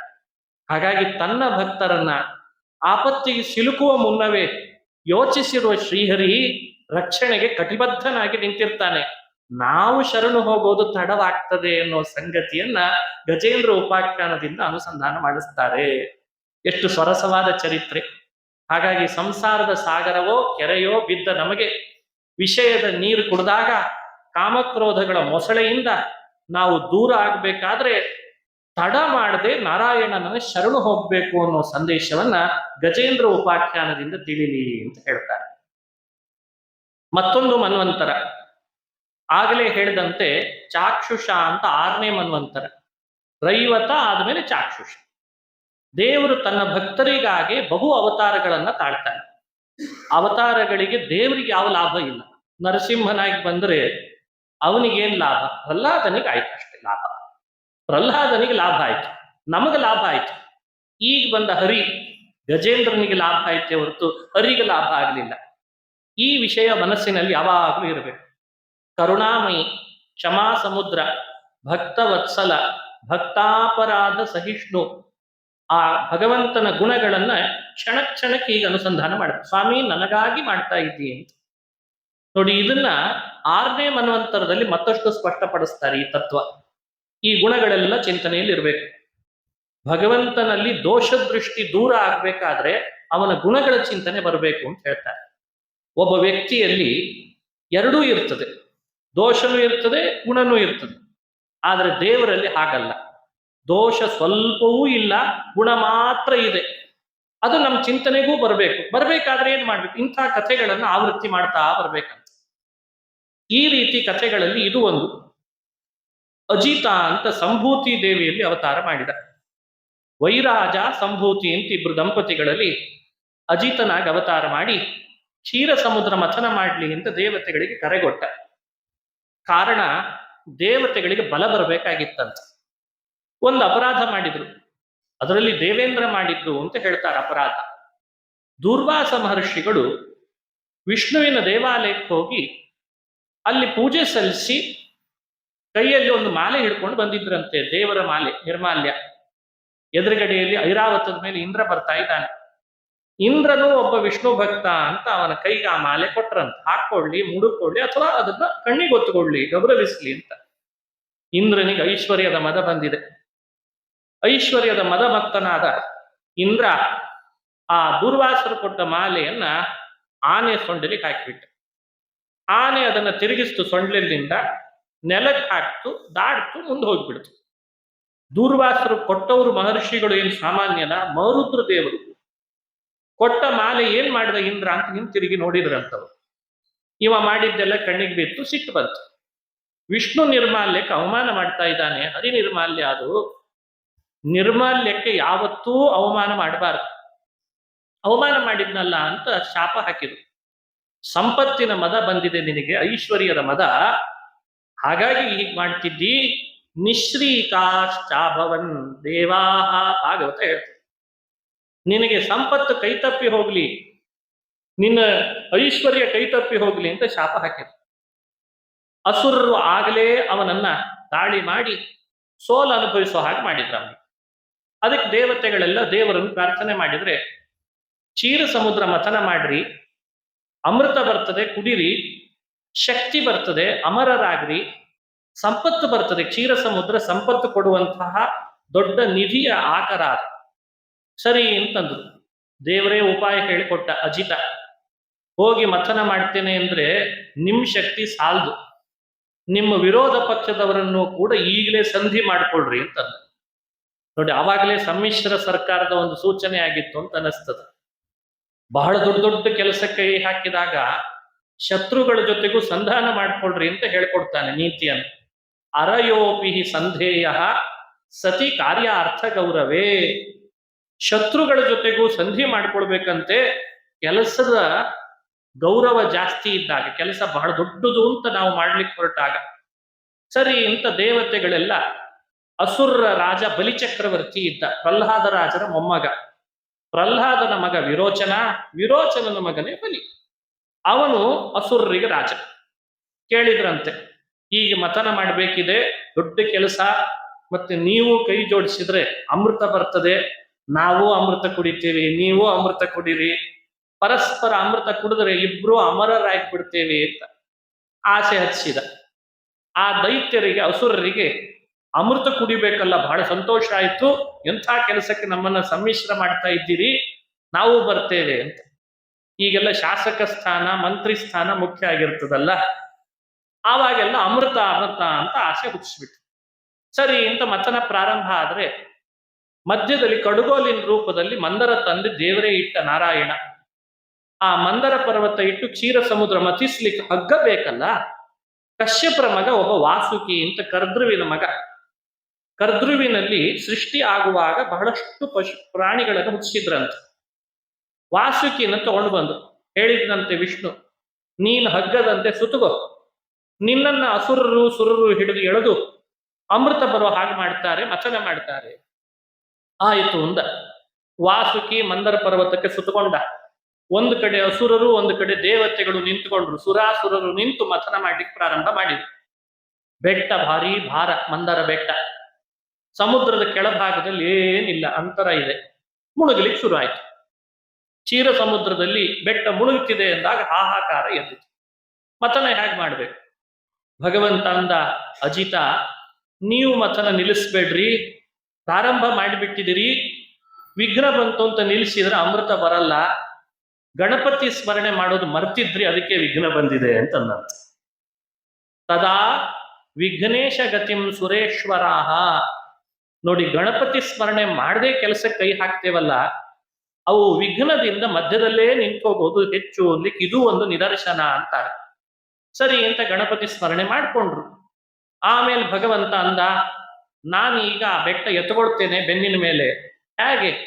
ಕೂರ್ಮನಾಗಿ ಆ ಬೆಟ್ಟದ ಕೆಳಗೆ ಅವತಾರ ಮಾಡಿ ಬಂದ್ಬಿಟ್ನಂತ. ಇದು ಕೂರ್ಮ ಅವತಾರದ ಕಥೆ. ದೇವತೆಗಳಿಗೋಸ್ಕರ ದೇವರು ಬೆಟ್ಟದ ಭಾರವನ್ನು ತನ್ನ ಬೆನ್ನಿನ ಮೇಲೆ ಹೊತ್ತಾ ಅಂತ ಪುರಾಣ ಹೇಳ್ತದೆ. ಇದು ಚಾಕ್ಷುಷ ಮನ್ವಂತರದಲ್ಲಿ ಆದದ್ದು. ನಮಗ್ ಕೊಡೋ ತಿಳುವಳಿಕೆ ಏನು? ನಮಗೂ ಭಾರ ಹೊರಲಿಕ್ಕೆ ಆಗಲ್ಲ. ಹಾಗಾದ್ರೆ ಯಾರ ಬೆನ್ನಿನ ಮೇಲೆ ಹಾಕ್ಬೇಕು ಅಂತಾನೆ? ದೇವರ ಬೆನ್ನಿನ ಮೇಲೆ ಹಾಕ್ರಿ ಅಂತ ತೋರಿಸಿದ ಅವತಾರ ಕೂರ್ಮಾವತಾರ ಅಂತ ತಿಳಿಬೇಕಂತ. ಸಂಸಾರದ ಭಾರ ನಾವೇ ಹೊರ್ತೇವೆ ಅಂದ್ರೆ ಆಗ್ತದ? ಅಷ್ಟು ಸುಲಭ ಇಲ್ಲ ಸಂಸಾರ ನಡೆಸ್ಕೊಂಡು ಹೋಗೋದು. ಭಾರೀ ಭಾರ ಇದು. ಆ ಭಾರ ಎಲ್ಲ ದೇವರ ಬೆನ್ನಿನ ಮೇಲೆ ಹಾಕಿದ್ರೆ ನಾನ್ ಭಾರ ಹೊರ್ತೇನೆ, ನೀ ನನ್ನ ಸ್ಮರಣೆ ಮಾಡ್ಕೊಂಡು ಆರಾಮಿರು ಅಂತಾನೆ ದೇವರು. ಹೀಗೆ ಈ ಚರಿತ್ರೆಯ ಸಂದೇಶ ತಿಳಿಬೇಕು. ಬೆಟ್ಟದ ಮೇಲ್ ಒಂದು ರೂಪದಿಂದ ಕುಳಿತ, ಮೇಲ್ಗಡೆ ಅಜಿತನಾದ, ಕೆಳಗಡೆಯಲ್ಲಿ ಕೂರ್ಮನಾದ. ಯಾಕಂದ್ರೆ ಬೆಟ್ಟ ಮೇಲ್ ಪುಟಿಬಾರದಲ್ಲ, ಅದು ಪರ್ವತದ ಒಳಗೆಲ್ಲ ಬಂಗಾರಮಯ ಆದ್ರಿಂದ ಅದು ಶಿಥಿಲ ಆಗ್ತಾ ಇತ್ತು ಇವ್ರು ಮಾಡುವ ರಭಸದ ಮಥನಕ್ಕೆ. ಅದಕ್ಕೆ ಬೆಟ್ಟದ ಒಳಗೊಂದು ರೂಪದಿಂದ ಪ್ರವೇಶ ಮಾಡಿದ್ದಂತೆ. ಬೆಟ್ಟದ ಒಳಗೆ, ಬೆಟ್ಟದ ಮೇಲೆ, ಬೆಟ್ಟದ ಕೆಳಗೆ. ಇಷ್ಟಾಗೋ ಅಷ್ಟರಲ್ಲಿ ಆ ವಾಸುಕಿಯ ಬಾಲ ಹಾಗೂ ಮುಖದಲ್ಲಿ ಯಾವಾಗಲೂ ವಿಷ ಬಿಡ್ತಿತ್ತಂತದು. ಹಾವು ಅಂದ್ಮೇಲೆ ವಿಷ ಬಿಡದೇ ಇರ್ತದ? ಮೊದಲು ಅದನ್ನು ಹಿಡಿಯುವಾಗಲೇ ತಕರಾರು ತೆಗೆದಿದ್ರಂತ ಅಸುರರು. ವಿರೋಧ ಪಕ್ಷ ನಾಯಕರೆಲ್ಲ ಸೇರಿ ತಕರಾರು ತೆಗೆದ್ರು. ಇಲ್ಲ, ಇದು ಸರಿಯಲ್ಲ, ನಾವ್ ಯಾವತ್ತೂ ವಾಸುಕಿಯ ಬಾಲ ಹಿಡಿಯಲ್ಲ ಅಂದ್ರಂತ. ಆ ಬಾಲ ಹಿಡಿದ್ರೆ ಅವಮಾನ. ವಯಂ ಕಶ್ಯಪ ದಾಯಾದಾಹ, ನಾವು ಕಶ್ಯಪರ ಮಕ್ಕಳೇ, ದೇವತೆಗಳೇ ನೀವು ಕಶ್ಯಪರ ಮಕ್ಕಳು, ಆ ವಾಸುಕಿಯು ಕಶ್ಯಪರ ಮಗ, ನಾವೆಲ್ಲ ದಾಯಾದಿಗಳು. ದಾಯಾದಿಗಳಲ್ಲಿ ಪರಸ್ಪರ ಕಾಲು ಹಿಡ್ಕೊಳ್ಳೋದು ಅಂದ್ರೆ ಅವಮಾನ ಅಂದ್ರಂತ. ಏನ್ ಮಾಡ್ಬೇಕೀಗ? ಅದಕ್ಕೆ ವಿಷ್ಣುನ್ ಕೇಳಿದ್ರೆ ಅಜಿತ ನಾಮಕ ವಿಷ್ಣು ಹೇಳ್ದ, ನೋಡಿ ದೇವತೆಗಳೇ, ನಿಮಗೆ ಅಮೃತ ಬೇಕಾ ಅಥವಾ ಈ ಕಾಲು ಹಿಡಿಯೋದು ಕೈ ಹಿಡಿಯೋ ಜಗಳ ಬೇಕಾ ಅಂತ ಕೇಳಿದ. ನಮಗ ಅಮೃತ ಅಂತಂದ್ರು. ಹಾಗಾದ್ರೆ ಕಾಲಾದ್ರೂ ಹಿಡೀರಿ, ಕೈ ಆದ್ರೂ ಹಿಡೀರಿ, ಅದ್ಯಾಕ ಆ ತಂಟೆ ತಕರಾರು ಅಂದಾಗ ದೇವತೆಗಳೆಲ್ಲ ಬಾಲನೇ ಹಿಡ್ಕೊಂಡ್ರತ್. ಏನು ಯೋಚಿಸ್ಲಿಲ್ಲ, ಅಮೃತ ಬಂದ್ರೆ ಸಾಕು ಅಂತ ಬಾಲ ಹಿಡಿದು. ಆದ್ರೆ ಅಸುರರು ಮಾತ್ರ ಬಾಲ ಹಿಡಿದ್ರೆ ಅವಮಾನ ಆಗ್ತದೆ ಅಂತ ಮುಖ ಹಿಡಿದು ಎಳಿತಾ ಇದ್ದಾರೆ. ಮುಖದಿಂದ ಹೊರ ಬರ್ತಿದ್ದ ಈ ವಿಷಯದ ಗಾಳಿ ಎಲ್ಲ ಅಸುರರಿಗೆ ತಾಗ್ತಾ ಇದೆ. ವಿಷದ ಗಾಳಿ ತಾಗಿದ್ರೆ ಏನಾಗ್ಬೇಡ, ನಿಶಕ್ತಿ ಆಯ್ತು ಅವರಿಗೆ. ದೇವರಂದ ಅಮೃತ ಮಥನದಲ್ಲಿ ಅಸುರರೆಲ್ಲರೂ ವಿಷದ ಗಾಳಿಗೆ ತತ್ತರಿಸಿ ಸತ್ರು ಅಂತ ಪೇಪರ್ನಲ್ಲಿ ಹಾಕಿಬಿಡ್ತಾರೆ. ಅದಕ್ಕೆ ಈ ತರ ಸಾಯೋದು ಬೇಡ, ಅವರೊಳಗೂ ಒಂದು ರೂಪದಿಂದ ಪ್ರವೇಶ ಮಾಡ್ತೇನೆ ಅಂತಂದ. ನೋಡಿ, ಮಥನ ಕಾಲದಲ್ಲಿ ಭಗವಂತ ಅಸುರರಲ್ಲಿಯೂ ಒಂದು ರೂಪ, ಇವರಿಗೆ ಶಾಂತಿ ಆಯ್ತು, ಇವರಿಗೆ ಬಹಳ ಶ್ರಮ ಆಯ್ತು ದೇವತೆಗಳಿಗೆ, ಅವರೊಳಗೂ ಒಂದು ರೂಪ. ಪರ್ವತದ ಮೇಲೆ, ಪರ್ವತದ ಕೆಳಗೆ, ಪರ್ವತದ ಒಳಗೆ, ವಾಸುಕಿ ಹಾವಿನೊಳಗೆ, ಅಸುರರೊಳಗೆ, ಸುರರೊಳಗೆ, ಎಲ್ಲ ಕಡೆಯಲ್ಲಿ ದೇವರೇ. ಆದ್ರೆ ಮಥನ ಯಾರು ಮಾಡಿದ್ರು ಅಂತ ಪ್ರಸಿದ್ಧಿಗೆ ಬಂತಂತೆ, ದೇವಾಸುರರು ಮಥನ ಮಾಡಿದ್ರು ಅಂತ ಪ್ರಸಿದ್ಧಿ ಬಂತಂತೆ. ಪೇಪರ್ನಲ್ಲೆಲ್ಲ ಸೆಲ್ಫಿ ಹೊಡ್ಕೊಂಡವ್ರು ದೇವತೆಗಳು, ಅಸುರರು. ಮಥನ ಒಳಗೆ ನಿಂತು ಮಾಡಿಸಿದವನು ಯಾರು? ಭಗವಂತ ಅಂತ ಪುರಾಣ ಹೇಳ್ತದೆ. ಇಷ್ಟು ಮಾಡಿಸಿ ಮಥನ ಆಗ್ತಾ ಇರುವಾಗ ಆಯುರ್ವೇದ ಶಾಸ್ತ್ರದಲ್ಲಿ ಹೇಳುವ ಕೆಲವು ಬಳ್ಳಿಗಳನ್ನ ಸಮುದ್ರದಲ್ಲಿ ಹಾಕಿ ಮಥನ ಮಾಡಿದ್ರು ಅಂತ ಹೇಳ್ತದೆ ವಿಷ್ಣು ಪುರಾಣ. ಆದ್ರಿಂದ ಅಷ್ಟು ಸುಲಭ ಅಮೃತ ಮೊದಲೇ ಬರಲಿಲ್ಲ. ಮಥಿಸುವ ರಭಸದಲ್ಲಿ ವಿಷ ಮೊದಲು ಬಂದ್ಬಿಡ್ತು. ಹಾಲಾಹಲ ಅಂತ ಹೆಸರು ಅದಕ್ಕೆ. ತದಾ ಜಗದ್ಗ್ರಾಸಿ ವಿಷಂ ಸಮುತ್ಥಿತಂ. ಒಳ್ಳೇದನ್ನು ಪಡಿಬೇಕು ಅಂತ ಹೊರಟವನಿಗೆ ಮೊದಲು ಕೈ ಅನುಭವಗಳಾಗ್ತವೆ. ಏನೇ ಕೆಲಸ ಮಾಡ್ಲಿಕ್ಕೆ ಹೊರಡ್ರಿ, ಬಹಳ ದೊಡ್ಡದು ಒಳ್ಳೆ ಕೆಲಸ ಮುಂದೆ ಮಾಡ್ಲಿಕ್ಕಿದ್ದಾನಿವ ಅಂದಾಗ ಮೊದಲು ಒಂದಿಷ್ಟು ಬಯಸ್ಕೊಳ್ಳೋದು, ಪ್ರತಿಭಟನೆಗಳು, ಅಲ್ಲಲ್ಲಿ ಹೋರಾಟ ಸ್ವಲ್ಪ ಆಗ್ಲೇಬೇಕು. ಎಲ್ಲ ಅವಮಾನ, ತಿರಸ್ಕಾರ, ತಾತ್ಸಾರ, ಕೈ ಕೊಡೋದು ಎಲ್ಲ ಆಗ್ತದೆ. ಹಂಗೆ ಹಾಲಾಹಲ ವಿಷ ಮೊದಲು ಬಂದ್ಬಿಡ್ತು. ಹಾಲಾಹಲ ವಿಷ ಏನ್ ಮಾಡ್ಬೇಕದನ್ನ? ಅಯ್ಯೋ ಅಮೃತ ಬರ್ತದೆ ಅಂದ್ರೆ ವಿಷ ಬಂತಲ್ಲ ಅಂದ್ರೆ ದೇವತೆಗಳು. ಆಗಲೇ ರುದ್ರದೇವರು ಬಂದ್ರತ್, ಮಹಾರುದ್ರ. ವಾಯುನೂ ಬಂದ. ಅವರಿಬ್ಬರ ಪ್ರಭಾವದಿಂದ ಹಾಲಾಹಲ ವಿಷವನ್ನ ಪಾನ ಮಾಡಿಬಿಟ್ಟು ಯಾರಿಗೇನಾಗದಂತೆ ನಾವು ನೋಡ್ಕೊಳ್ತೇವೆ. ನೋಡಿ, ದೇವತೆಗಳು ಎಷ್ಟು ಸಜ್ಜನರ ಮೇಲೆ ಕರುಣೆ, ಭೂಮಿಯಲ್ಲಿರೋ ಪ್ರಜೆಗಳ ಮೇಲೆ ಕರುಣೆ ಅಂತ ಇದರಿಂದ ಅರ್ಥ ಆಗುತ್ತೆ. ವಿಷದ ಬಾಧೆಯೆಲ್ಲ ಪರಿಹಾರ ಮಾಡಿದವರು ವಾಯು, ರುದ್ರ ಅಂತ ಪುರಾಣ ತಿಳಿಸ್ತದೆ. ಮುಂದೆ ಮಥನ ಮಾಡಿದಾಗ ಅಪ್ಸರಾ ಸ್ತ್ರೀಯರು ಹುಟ್ಟಿದ್ರು. ದೇವತೆಗಳಿಗೆ ಬೇಕಾದ ಆಯುಧಗಳು ಐರಾವತ ಅನ್ನೋ ಆನೆ, ಉಚ್ಚೈಶ್ರವಸ್ ಅನ್ನುವ ಕುದುರೆ, ಕೌಸ್ತುಭ ಅನ್ನುವಂತಹ ಬಹಳ ಬೆಲೆ ಬಾಳುವ ಮಣಿ, ಕಾಮಧೇನು, ಇದೆಲ್ಲ ಸಮುದ್ರದಿಂದ ಬಂದ ದೊಡ್ಡ ಸಂಪತ್ತು ಅಂತ ವಿವರಣೆ ಕೊಡ್ತಾರೆ. ಅದನ್ನು ಒಬ್ಬೊಬ್ಬರಿಗೆ ಹಂಚಿ ಕೊಟ್ರಂತೆ. ಐರಾವತವನ್ನ ಇಂದ್ರನ ಮನೆಗೆ ಕಳಿಸಿದ್ರು, ಉಚ್ಚೈಶ್ರವಸ್ಸನ್ನು ಒಬ್ಬನ ಮನೆಗೆ ಕಳಿಸಿದ್ರು, ಕೌಸ್ತುಭವನ್ನ ಬ್ರಹ್ಮದೇವರು ವಿಷ್ಣುವಿಗೆ ಆಭರಣ ಮಾಡಿ ಕಂಠಕ್ಕೆ ಅಂತ ಹಾಕಿದ್ರು, ಅಪ್ಸರೆಯರನ್ನ ಗಂಧರ್ವದ ಅಪ್ಸರೆಯ ಲೋಕಕ್ಕೆ ಅಂತ ಕಳಿಸಿದ್ರು ಇಂದ್ರನ ಮೂಲಕ. ಆಯುಧಗಳನ್ನ ಆ ದೇವತೆಗಳ ದಿಕ್ಪಾಲಕರಿಗೆ ಬೇಕಾಗ್ತದೆ ಅಂತ ಅವ್ರಿಗೆ ಕಳಿಸಿದ್ರು. ಇದೆಲ್ಲ ಸಮುದ್ರದ ಕೊಡುಗೆ ಅಂತ ಹೇಳ್ತಾರೆ, ಕ್ಷೀರ ಸಮುದ್ರದ ಕೊಡುಗೆ. ಅಷ್ಟು ಅದ್ಭುತ. ಇನ್ನೂ ಮಥನ ಮಾಡಿದಾಗ ಹೆಂಡ ಬಂತಂತ ಮದ್ಯ. ಅಸುರರೆಲ್ಲ ಕುಣಿದಾಟ, ಅವರಿಗೆ ವಾಸನೆ ಮೇಲೆ ಕಂಡಿಡಿಲಿಕ್ಕೆ ಬರ್ತದೆ ಅವೆಲ್ಲ. ಅರೆ ನಮ್ದು ಬಂತು ಅಂದ್ರು ಅವರು.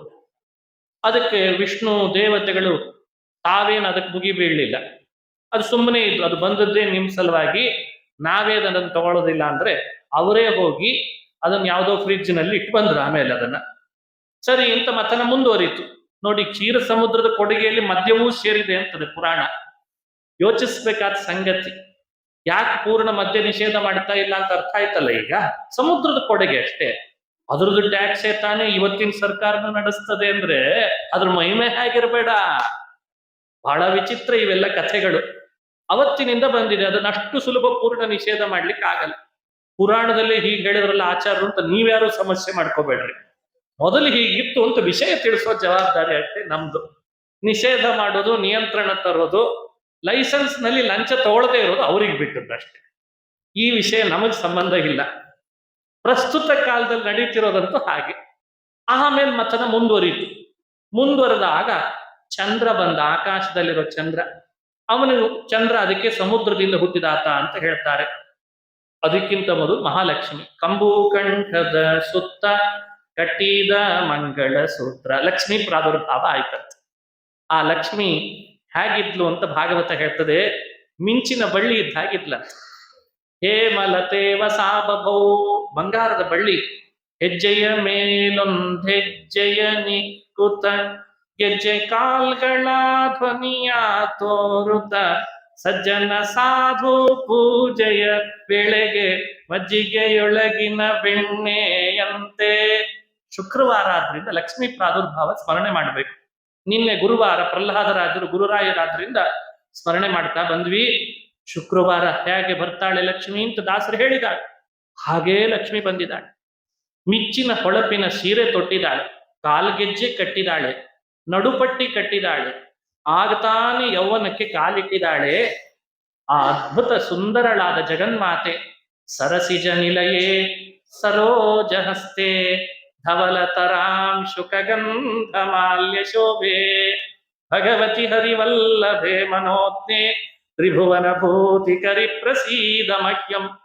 ತ್ರಿಭುವನ ಭೂತಿಕರಿ, ಮೂರ್ಲೋಕಕ್ಕೆ ಸಂಪತ್ತನ್ನು ನೀಡುವ ಸಂಪತ್ತಿನ ದೇವತೆ ಹರಿವಲ್ಲಭಳಾದ ಲಕ್ಷ್ಮಿ ಪ್ರಾದುರ್ಭವಿಸಿ ಮೇಲ್ ಬಂದಾಗ ಸಮುದ್ರದ ರಾಜ ವರುಣ ನನ್ನ ಮಗಳಿವಳು ಅಂತ ತನ್ನ ಮನೆ ಕರೆದುಕೊಂಡು ಹೋಗ್ತಾನೆ. ಸಪ್ತ ಋಷಿಗಳು ದೇವತಾ ಸ್ತ್ರೀಯರು ಸೇರಿ ಸಪ್ತ ಋಷಿಗಳು ತಂದಂತಹ ಸಮುದ್ರ ನದಿ ತೀರ್ಥಗಳ ನೀರನ್ನ ಕಲಶದಲ್ಲಿ ತುಂಬಿ ಅವಳಿಗೆ ಅಭಿಷೇಕ ಮಾಡಿ, ಆಗಲೇ ನಾನು ಸ್ವಯಂವರ ಮಾಡ್ತೇನೆ ಅಂತಂದ ವರುಣ. ವಸ್ತ್ರ ಕೊಟ್ಟು ಸಾಲಂಕೃತಳನ್ನ ಮಾಡಿ ಆಭರಣಗಳನ್ನು ತೊಡಿಸಿ ಕೈಯಲ್ಲಿ ಮಾಲೆ ಕೊಟ್ಟ. ದೇವಾಸುರರನ್ನ ಬರ ಹೇಳ್ದ. ದೇವಾಸುರರು ಲಕ್ಷ್ಮಿ ನಮ್ಮ ಕೊರಳಿಗೆ ಹಾರ ಹಾಕ್ತಾಳೋ ಏನೋ ಅಂತ ಅವರೆಲ್ಲ ಬಂದಿದ್ದಾರೆ. ಸರಿ ಅಂತ ಹಾರ ಕೈಯಲ್ಲಿ ಕೊಟ್ರೆ ತುಂಬಿದ ಸಭೆಯಲ್ಲಿ ಲಕ್ಷ್ಮಿ ಪೂರ್ಣ ತಲೆ ಮೇಲೆ ಎತ್ತಿಲ್ಲ, ಪೂರ್ಣ ತಲೆ ಕೆಳಗಿಲ್ಲ. ಲಜ್ಜೆಯಿಂದ ಮುಖ ಕೆಳಗೆ ಮಾಡಿ ಕಣ್ಣೋಟದಲ್ಲೇ ದೇವಾಸುರರ ದೋಷಗಳನ್ನೆಲ್ಲ ಎಣಿಸ್ಬಿಟ್ಲಂತ. ಒಬ್ಬೊಬ್ಬರಲ್ಲಿರೋ ದೋಷಗಳು, ಅಸುರರಂತೂ ಸರಿನೇ ಸರಿ, ಅವರಲ್ಲಿ ಗುಣ ಎಣಿಸ್ಲಿಕ್ಕೆ ಆಗ್ತದೆಯೇ? ಅವ್ರದಂತೂ ಸರಿನೇ ಸರಿ. ದೇವತೆಗಳು ಯಾರು ನನಗೆ ಯಜಮಾನನಾಗ್ಲಿಕ್ಕೆ ಯೋಗ್ಯರಲ್ಲ ಅಂತಂದಿದ್ದಾಳೆ. ಒಬ್ಬೊಬ್ಬರಲ್ಲಿ ಗುಣ ಇದೆ, ಇಲ್ಲ ಅಂತಲ್ಲ. ಆದ್ರೆ ನನಗೆ ಬೇಕಾದವನು ಹೇಗಿರ್ಬೇಕು? ಮೂರನ್ನ ಹೇಳ್ತಾರೆ ಹಿರಿಯರು, ಭಾಗವತ ದೃಷ್ಟಿ. ಅಂಥವನು ನನ್ನ ಯಜಮಾನನಾಗ್ತಾನೆ. ಆ ಮೂರು ಯಾವ್ಯಾವುದು? ಗುಣಪೂರ್ಣನಾಗಿರ್ಬೇಕು. ಒಂದು ಗುಣವು ಕಡಿಮೆ ಇದೆ ಅಂತ ಆಗ್ಬಾರ್ದು, ಒಂದೊಂದೂ ಗುಣವೂ ಪೂರ್ಣವಾಗಿರ್ಬೇಕಂತ 100%. ಮೊದಲು ಎ. ಬಿ, ಒಂದು ದೋಷವೂ ಇರಬಾರ್ದು, ಎಳ್ಳಷ್ಟು ದೋಷವೂ ಇರಬಾರ್ದು. ಅಯ್ಯಯ್ಯೋ ಇದೊಂದ್ಸಲಿ ದೋಷ ಮಾಡಿಬಿಟ್ಟೆ ಮತ್ತೆ ಸರಿ, ಅಂಥವೆಲ್ಲ ಇಲ್ಲ ಅಂತಾಳೆ ಲಕ್ಷ್ಮಿ. ಎಳ್ಳಷ್ಟು ದೋಷ ಇರಬಾರ್ದು, 0.0% ದೋಷ ಇರಬಾರ್ದು. ಅಂಥವನು ನನಗೆ ವರನ ಆಗ್ಬೇಕಾಗ್ತದೆ. ಮೂರನೇದ್ದು, ತನ್ನ ಅರಿಸಿ ಬಂದ ಭಕ್ತರನ್ನ ಯಾವತ್ತಿದ್ರೂ ಅವರನ್ನು ಅನುಗ್ರಹ ಮಾಡಿ ಕರುಣೆಯಿಂದ ಅನುಕಂಪ ತೋರಿಸ್ಬೇಕಂತ. ಮೂರು ನೆನಪಿರಬೇಕಾದ ಸಂಗತಿ. ಲಕ್ಷ್ಮಿಗೆ ಬೇಕಾದವನು ಅಂತಂದ್ರೆ ಇಂಥವರ ಬೇಕು. ಗುಣಪೂರ್ಣ, ದೋಷ ದೂರ, ಭಕ್ತ ಅನುಕಂಪಿ, ಇಂಥವನು ಯಾರಿದ್ದಾನೆ ಅಂತ ವಿಮರ್ಶೆ ಮಾಡಿದಾಳೆ. ಆಗ ದೇವತೆಗಳಲ್ಲಿ ಒಂದಲ್ಲ ಒಂದು ದೋಷವೇ ಕಂಡು ಬಂತು ಅಂತ ಪುರಾಣ ಉಲ್ಲೇಖಿಸ್ತದೆ. ನಿಜವಾಗಲೂ ತಾಯಿ ತಾನೇ ದೇವತೆಗಳಿಗೆ ಲಕ್ಷ್ಮಿ.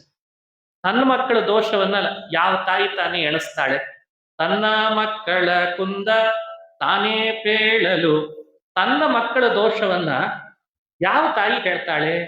ತಾನೇ ಪೇಳೋದು ಮನ್ನದಿನಾಚಿ ಮಹಾಲಕ್ಷ್ಮಿ ಅಂತ ಮಹಾನುಭಾವ. ಮನಸ್ಸಿನೊಳಗೆ ಇವರೆಲ್ಲ ನನ್ನ ಮಕ್ಕಳೇ, ಆದ್ರೂ ಸಮಾಜಕ್ಕೆ ತಿಳಿಸ್ಬೇಕಲ್ಲ ಅಂತ ಬಾಯಲ್ಲಿ ಪೂರ್ಣ ಹೇಳದೇ ಇದ್ರು ಎಷ್ಟನ್ನು ಹೇಳೋದ್ರಿಂದ ವಿಷ್ಣು ದೋಷ ದೂರ ಅಂತ ತಿಳಿಸ್ಬೋದು, ಅಷ್ಟನ್ನು ಹೇಳ್ಬೇಕಂತ. ನನಗೆ ಯೋಗ್ಯ ವರರು ಇವರು ಯಾರು ಅಲ್ಲ ಅಂತ. ಒಬ್ಬ ಭಾರಿ ತಪಸ್ವಿ ಇದ್ದಾನೆ ಈ ದೇವತೆಗಳ ಗುಂಪಿನಲ್ಲಿ, ಆದ್ರೆ ತಪಸ್ಸಿದ್ರೆ ಸಾಲದು, ಶಿಟ್ಟು ಬಿಟ್ಟಿಲ್ಲ ಅದಕ್ಕೆ ಬೇಡ ಅಂತದ್ನ. ನೋಡಿ, ಅದು ಯಾರು ಅಂತ ನಾವೇ ತಿಳ್ಕೊಳ್ಬೇಕಂತೆ. ನೂನಂ ತಪೋ ಯಸ್ಯ ನ ಮನ್ಯು ನಿರ್ಜಯ. ಒಬ್ಬ ಇದ್ದಾನೆ, ಬಹಳ ದೊಡ್ಡ ಹೆಸರುವಾಸಿ ವ್ಯಕ್ತಿ, ಅವನಿಗೆ ಹೆಸರೇ ಮಹಾನ್. ಸ್ಥಾನ ಅವನಿಗಿಂತ ದೊಡ್ಡದು ಇಲ್ಲವೇ ಇಲ್ಲ, ಅಷ್ಟು ದೊಡ್ಡ ಸ್ಥಾನದಲ್ಲಿದ್ದಾನೆ. ಆದ್ರೆ ಕಾಮ ಗೆಲ್ಲಿಕ್ಕಾಗಿಲ್ಲ ಅವನು. ಅದಕ್ಕೆ ಅವ ಬೇಡ ಅಂದ್ಲಂತ. ಮಹಾನ್ ಅನಿಸಿದ್ರು ಕಾಮ ಗೆಲ್ಲಿಕ್ಕಾಗಲಿಲ್ಲ, ಅದಕ್ಕೆ ನನಗೆ ವರನಲ್ಲ ಅಂದ್ಲಂತ. ಇನ್ನೊಬ್ಬ ಇದ್ದಾನೆ ಲೋಕದೊಳಗೆ, ಅವನಂಥ ಧರ್ಮದ ಪ್ರತೀಕನೇ ಯಾರೂ ಇಲ್ಲ. ಅವನಿಗೆ ಹೆಸರೇ ಧರ್ಮ ಅಂತ, ಧರ್ಮರಾಜ. ಏನ್ ಮಾಡೋಣ, ಅವನಿಗೆ ಪ್ರಾಣಿಗಳ ಕಂಡ್ರೆ ದಯೆ ಇಲ್ಲ, ಅದಕ್ಕೆ ಬೇಡ ಅಂತಂದ.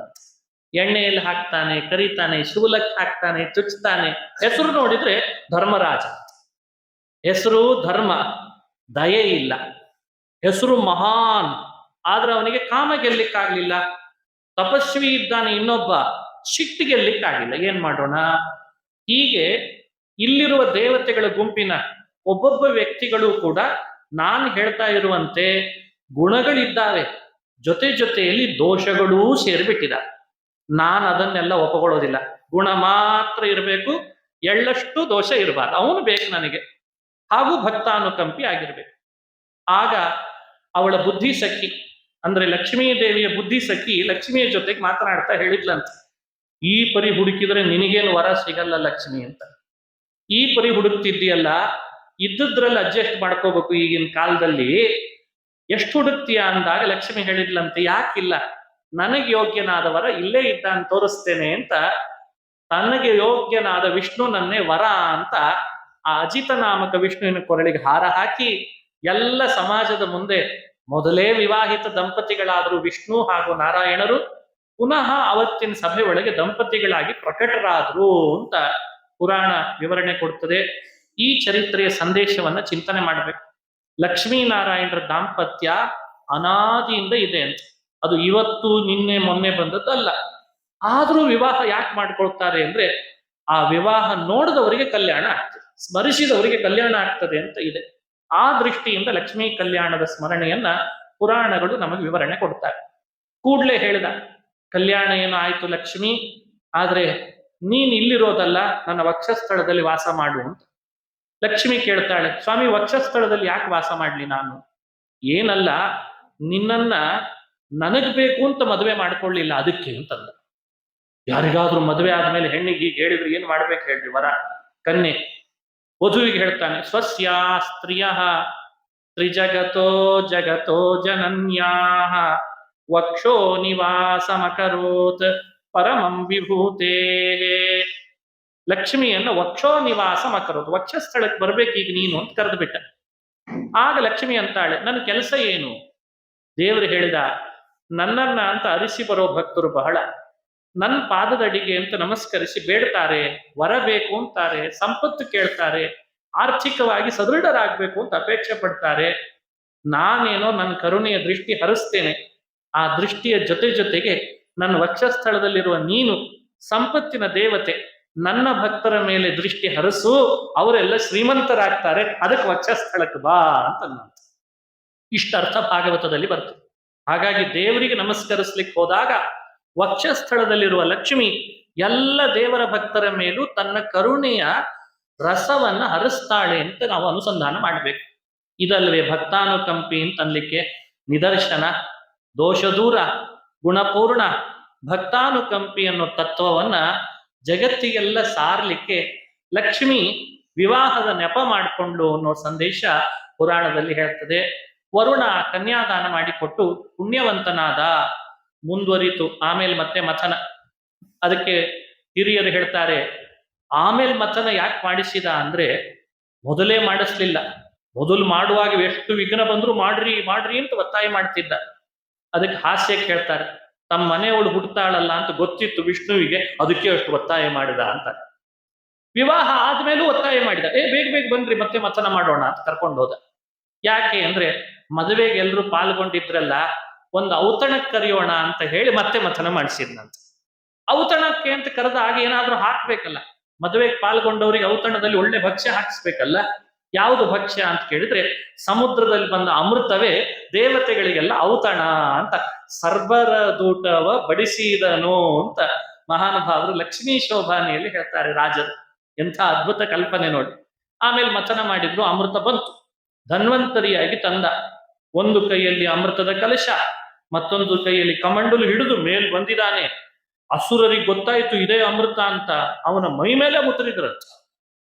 ಅವ್ರಿಗೆ ಅಷ್ಟು ಪೇಶನ್ಸ್ ಇರಲ್ಲ, ಅಂದ್ರೆ ನೋಡಿ, ಪೇಶನ್ಸ್ ಇಲ್ಲದೆ ಇರೋರು ಯಾರು ಅಂತ ಈಗ ಗೊತ್ತಾಗ್ತದೆ. ಪೇಶನ್ಸ್ ಇರಲ್ಲ, ಮೈ ಮೇಲೆ ಮುತ್ತರಿದ. ಇವನು ಕೂಡ ಗಟ್ಟಿ ಹಿಡಿಲಿಲ್ಲ, ಸ್ವಲ್ಪ ಅದನ್ನ ಹೀಗೆ ಹೀಗೆ ಹೀಗೆ ಅಳಗಾಡಿಸಿದ, ತಗೊಂಡು ಹೋಗೇ ಬಿಟ್ಟು ಮುಗೀತಲ್ಲಿ. ಧನ್ವಂತರಿಯಾಗಿ ಅಮೃತ ಬಂದ್ರೂ ಕೈ ಸೇರದೆ ಬಾಯಿಗೆ ಬರದೆ ಇರೋ ಹಾಗಾಯ್ತು. ದೇವತೆಗಳನ್ನೆಲ್ಲ ಪರೀಕ್ಷೆ ಮಾಡ್ತಾನೆ ಅಜಿತ, ನೋಡೋಣ ಏನಾದ್ರೂ ದೇವತೆಗಳು ನನ್ನನ್ನ ದೂರ್ತಾರ ಅಂತ.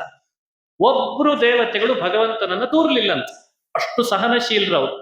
ಮಥನ ಮಾಡ್ಲಿಕ್ಕೆ ಹೇಳಿದ್ದ, ಮಾಡಿದ್ದೇವೆ. ಕರ್ಮಣ್ಯೇವಾಧಿಕಾರಸ್ಥೆ ಫಲೇಶು ಮಾ ಕದಾಚನ, ಮಾ ಫಲೇಶು ಕದಾಚನ.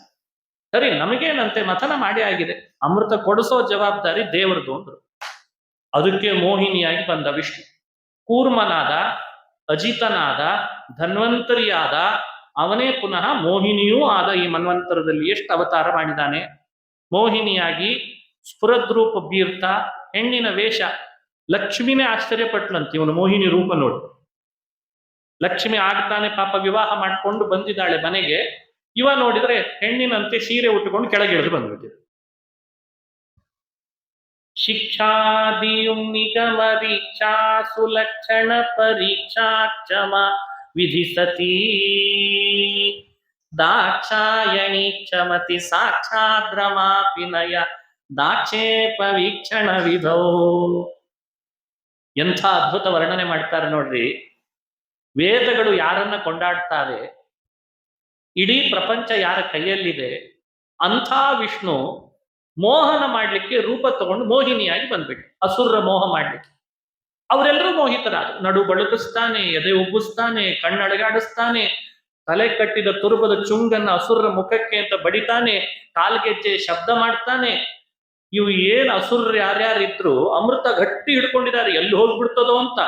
ಇವ ಬಂದ ಮೇಲೆ ಅಮೃತದ ಕಲಶ ಕಡೆ ಗಮನನೇ ಇಲ್ಲ. ಹೇಗೆ ಮಾಡಿದ ನೋಡಿ. ಅದಕ್ಕೆ ದೇವರು ಅಂತ ಹೆಸರು ಅವನಿಗೆ. ಯಾರಿಗೆ ಯಾವ ಅರ್ಹತೆ ಇದೆ ಅಂತ ಅವನಿಗೆ ಚೆನ್ನಾಗಿ ಗೊತ್ತು. ಯಾರ ಮನಸ್ಸು ಎಲ್ಲಿ ಸಡಲ ಆಗ್ತದೆ ಅಂತ ಅವನಿಗೆ ಗೊತ್ತು. ನನ್ನ ನೋಡಿ ಮೋಹಗೊಳ್ಳದೆ ಇರ್ತಾರ ಅಂತಾನೆ ದೇವರು. ಕೈಯಲ್ಲಿ ಏನು ಆಯುಧ ಬೇಡ, ನಿಮ್ಮನ್ನ ದಮನ ಮಾಡ್ಲಿಕ್ಕೆ ನನ್ನ ಕೈಯಲ್ಲಿ ಏನು ಬೇರೆ ಆಯುಧ ಬೇಡ, ನಾನ್ ನಿಮಗೆ ಯಾವುದೇ ಥರದಿಂದಲೂ ಸಮಸ್ಯೆ ಮಾಡೋದು ಬೇಡ, ಸುಮ್ಮನೆ ನಡೆದಾಡ್ತೀನಿ, ನೀವೆಲ್ಲ ನನ್ನ ಹಿಂದೆ ಬರ್ತೀರಿ ಅಂತ. ಹಂಗೆ ಆಯ್ತು. ಹಿಂದೆ ಬರ್ಲಿಕ್ಕೆ ಪ್ರಾರಂಭ ಮಾಡಿದ್ರು. ಅಮೃತ ಇದೆ ಅನ್ನೋದು ಮೈ ಮರೆತು ಹಿಂದೆ ಬರುವಾಗ ದೇವರಂದ, ನನ್ನಿಂದ ಯಾಕೆ ಬರ್ತೀರಿ ಅಂದ. ಇಲ್ಲ ಇಲ್ಲ, ನೀನೇ ಬೇಕು ನಮಗೆ, ಕೈಯಲ್ಲಿ ಏನು ಒಂದು ಅಮೃತ ಅಂದ್ರು. ಸರಿ, ಅದನ್ನು ಕೊಡ್ರಿ ಅಂತ ಕೇಳ್ತಾನೆ ವಿಷ್ಣು. ಮೋಹಿನಿ ಇವ್ರು ಕೊಡಲ್ಲ ಅನ್ಬೇಕಾ ಬೇಡ, ಕೊಟ್ಟೇ ಬಿಟ್ರಂತ. ಕಲಶ ಕೊಟ್ರು. ಆಮೇಲೆ ಅದ್ರೊಳಗೆ ಕೈ ಆಡಿಸಿ ಸುತ್ತಲಿಕ್ಕೆ ಶುರು ಮಾಡಿದ ಈತ. ಬಡಿಸ್ಬೇಕಾ ಬೇಡವೋ, ಬೇಗ ಬೇಗ ಬಡಿಸಿದ್ರೆ ಆಗ ಹೋಗ್ತದೆ. ಆಮೇಲೆ ಹೇಳ್ತಾನೆ, ಇದು ಅಮೃತ, ಇದನ್ನು ಪರಿಶುದ್ಧವಾಗಿ ಕುಡಿಬೇಕಾಗ್ತದೆ, ಸ್ನಾನ ಮಾಡಿ ಬರ್ರಿ ಅಂತಂದ. ಮೋಹಿನಿ ಹೇಳಿದ್ದೆಲ್ಲ ಕೇಳ್ತಾ ಇದ್ದಾರೆ. ಸ್ನಾನ ಮಾಡಿ ಬಂದ್ರು. ಪೂರ್ವಕ್ಕೆ ಮುಖ ಮಾಡಿ ಕೂಡಬೇಕು ಅಂದ, ಆಸನ ಹಾಕೊಳ್ಬೇಕು ಅಂದ, ಆಚಮನ ಮಾಡಬೇಕು, ಎಲ್ಲ ಮಾಡಿಸಿದ ನೋಡಿ. ಇಡೀ ಜೀವನದೊಳಗೆ ಸ್ನಾನನೇ ಮಾಡಲ್ಲ ಅನ್ನೋರ್ ಕೈಲಿ ಸ್ನಾನ ಮಾಡಿಸ್ತಾನೆ,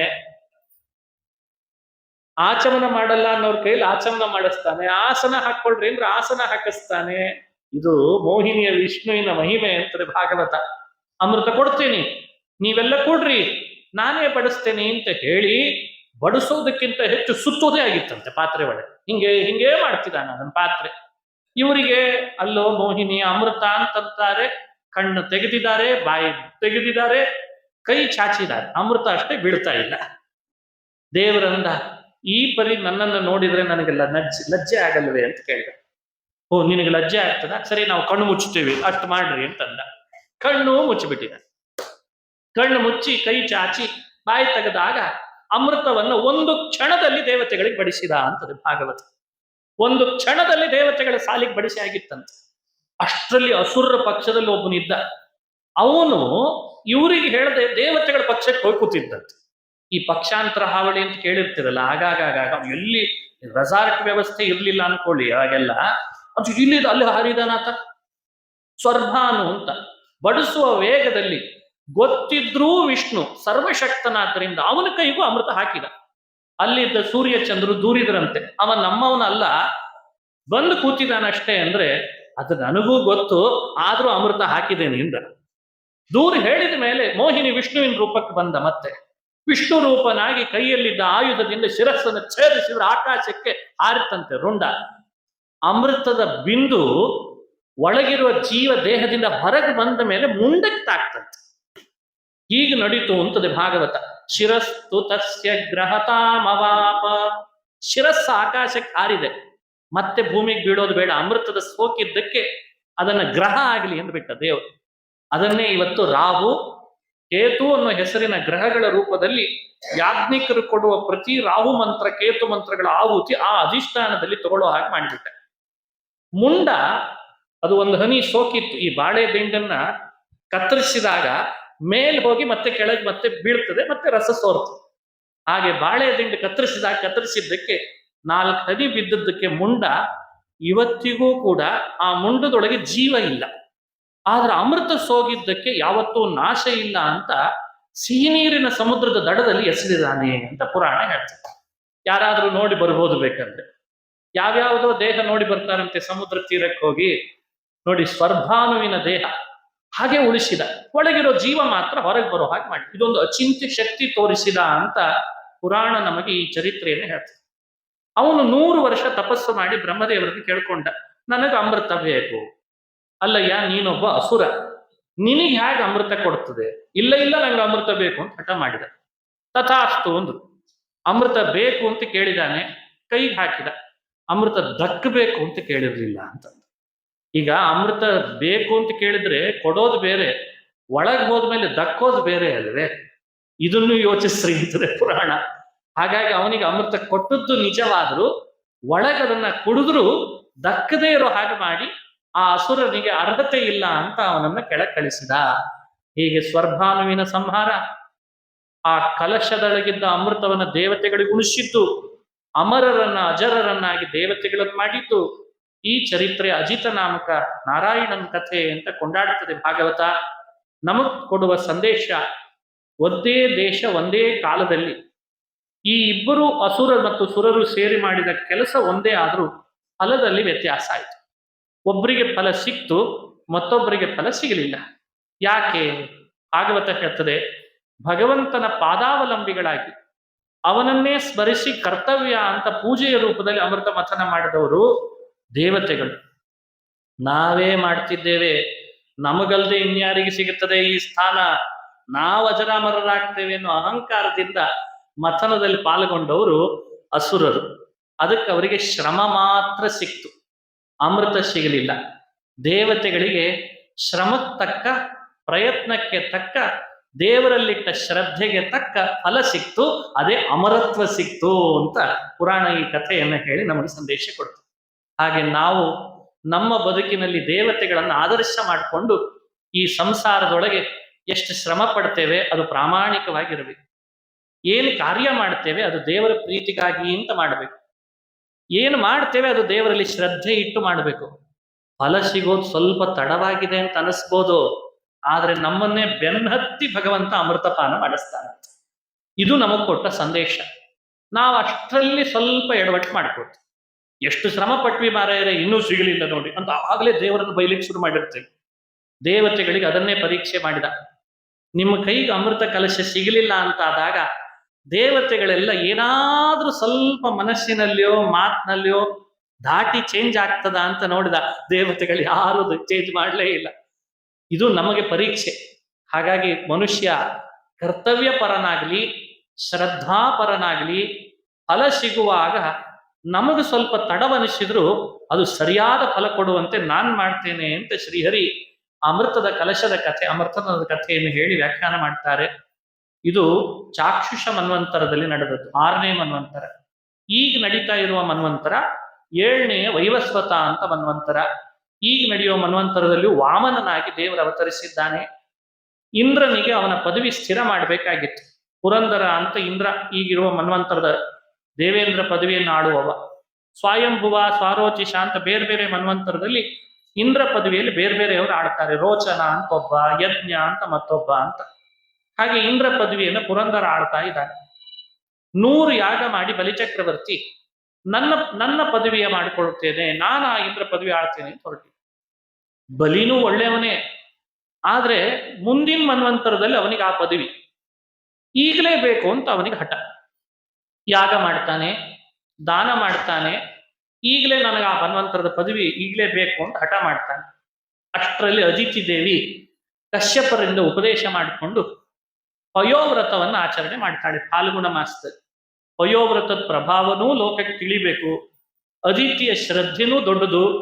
ವಾಮನನಾಗಿ ಅವಳಲ್ಲಿ ಅವತಾರ ಮಾಡಿ ಬಂದ, ಉಪನಯನ ಮಾಡಿಸ್ಕೊಂಡು ಅವರಿಬ್ಬರನ್ನು ಅನುಗ್ರಹಿಸಿ ಬಲಿಯ ಮನೆಗೆ ದಾನ ಬೇಡ್ತೇನೆ, ಭಿಕ್ಷೆ ಬೇಡ್ತೇನೆ ಅಂತ ಬಂದ್ಬಿಟ್ಟು. ಒಟ್ಟುಗಳು ಭಿಕ್ಷೆ ಬೇಡಬೇಕಲ್ಲ ಬ್ರಹ್ಮಚಾರಿಗಳು, ದಾನ ಭಿಕ್ಷೆಯ ನೆಪದಲ್ಲಿ ಬಲಿಯ ಮನೆಗೆ ಬಂದ್ಬಿಟ್ಟ. ಬಲಿ ವಾಮನನ್ ನೋಡಿ ಆಶ್ಚರ್ಯಪಟ್ಟ, ಏನ್ ರೂಪ ಇದು, ಮುಖದಲ್ಲಿ ಅಂಥ ಕಾಂತಿ ಇತ್ತಂತ. ಅಜಿನ ದಂಡ ಕಮಂಡಲು ಮೇಖಲಾ ರುಚಿರ ಪಾವನ ವಾಮನ ಮೂರ್ತಯೇ ಅಂತ ಹೇಳ್ತಾರೆ. ಮಿತ ಜಗತ್ ತ್ರಿತಯಾಯ ಜಿತಾರಯೇ.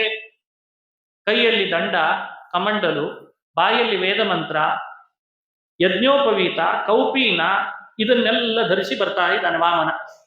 ಅಲ್ಲಿದ್ದ ಋತ್ವಿಜರೆಲ್ಲ ಹೇಳಿದ್ರಂತೆ, ಅವನಿಗೆ ದಾನ ಕೊಡೋದು ಕೊಟ್ಟು ಕಳಿಸ್ಬಿಡು, ಆಮೇಲೆ ಯಾಗ ಮುಂದುವರಿಸೋಣ ಅಂದ್ರು. ಅವರಿಗೆ ಹೆದರಿಕೆ ಆಗಿದೆ, ಇವನು ಬರೋದು ನೋಡಿ ಸೂರ್ಯನೋ ಅಗ್ನಿನೋ ಸನತ್ ಕುಮಾರನೋ ನಮ್ಮ ಮನೆಗೆ ಬರ್ತಿದ್ದಾನೆ ಅಂತ ಅನಿಸ್ತಾ ಇದೆ, ದಾನ ಕೊಡು. ಸರಿ, ಪಾದ ತೊಳೆದ. ಬಂದಂಥ ವಿಪ್ರ ವೇದಗಳನ್ನ ತಿಳಿದವ, ಅವನನ್ನ ಪಾದ ತೊಳೆದು ಮನೆ ತುಂಬಾ ಅವನನ್ನು ಓಡಾಡಿಸಿದ್ರೆ ಏನೆಲ್ಲ ಯಾಗದ ಫಲ ಇದೆ ಅಂತ ತಿಳಿದವನು. ಬರೀ ಎಲ್ಲ ಮಾಡಿಸಿದ.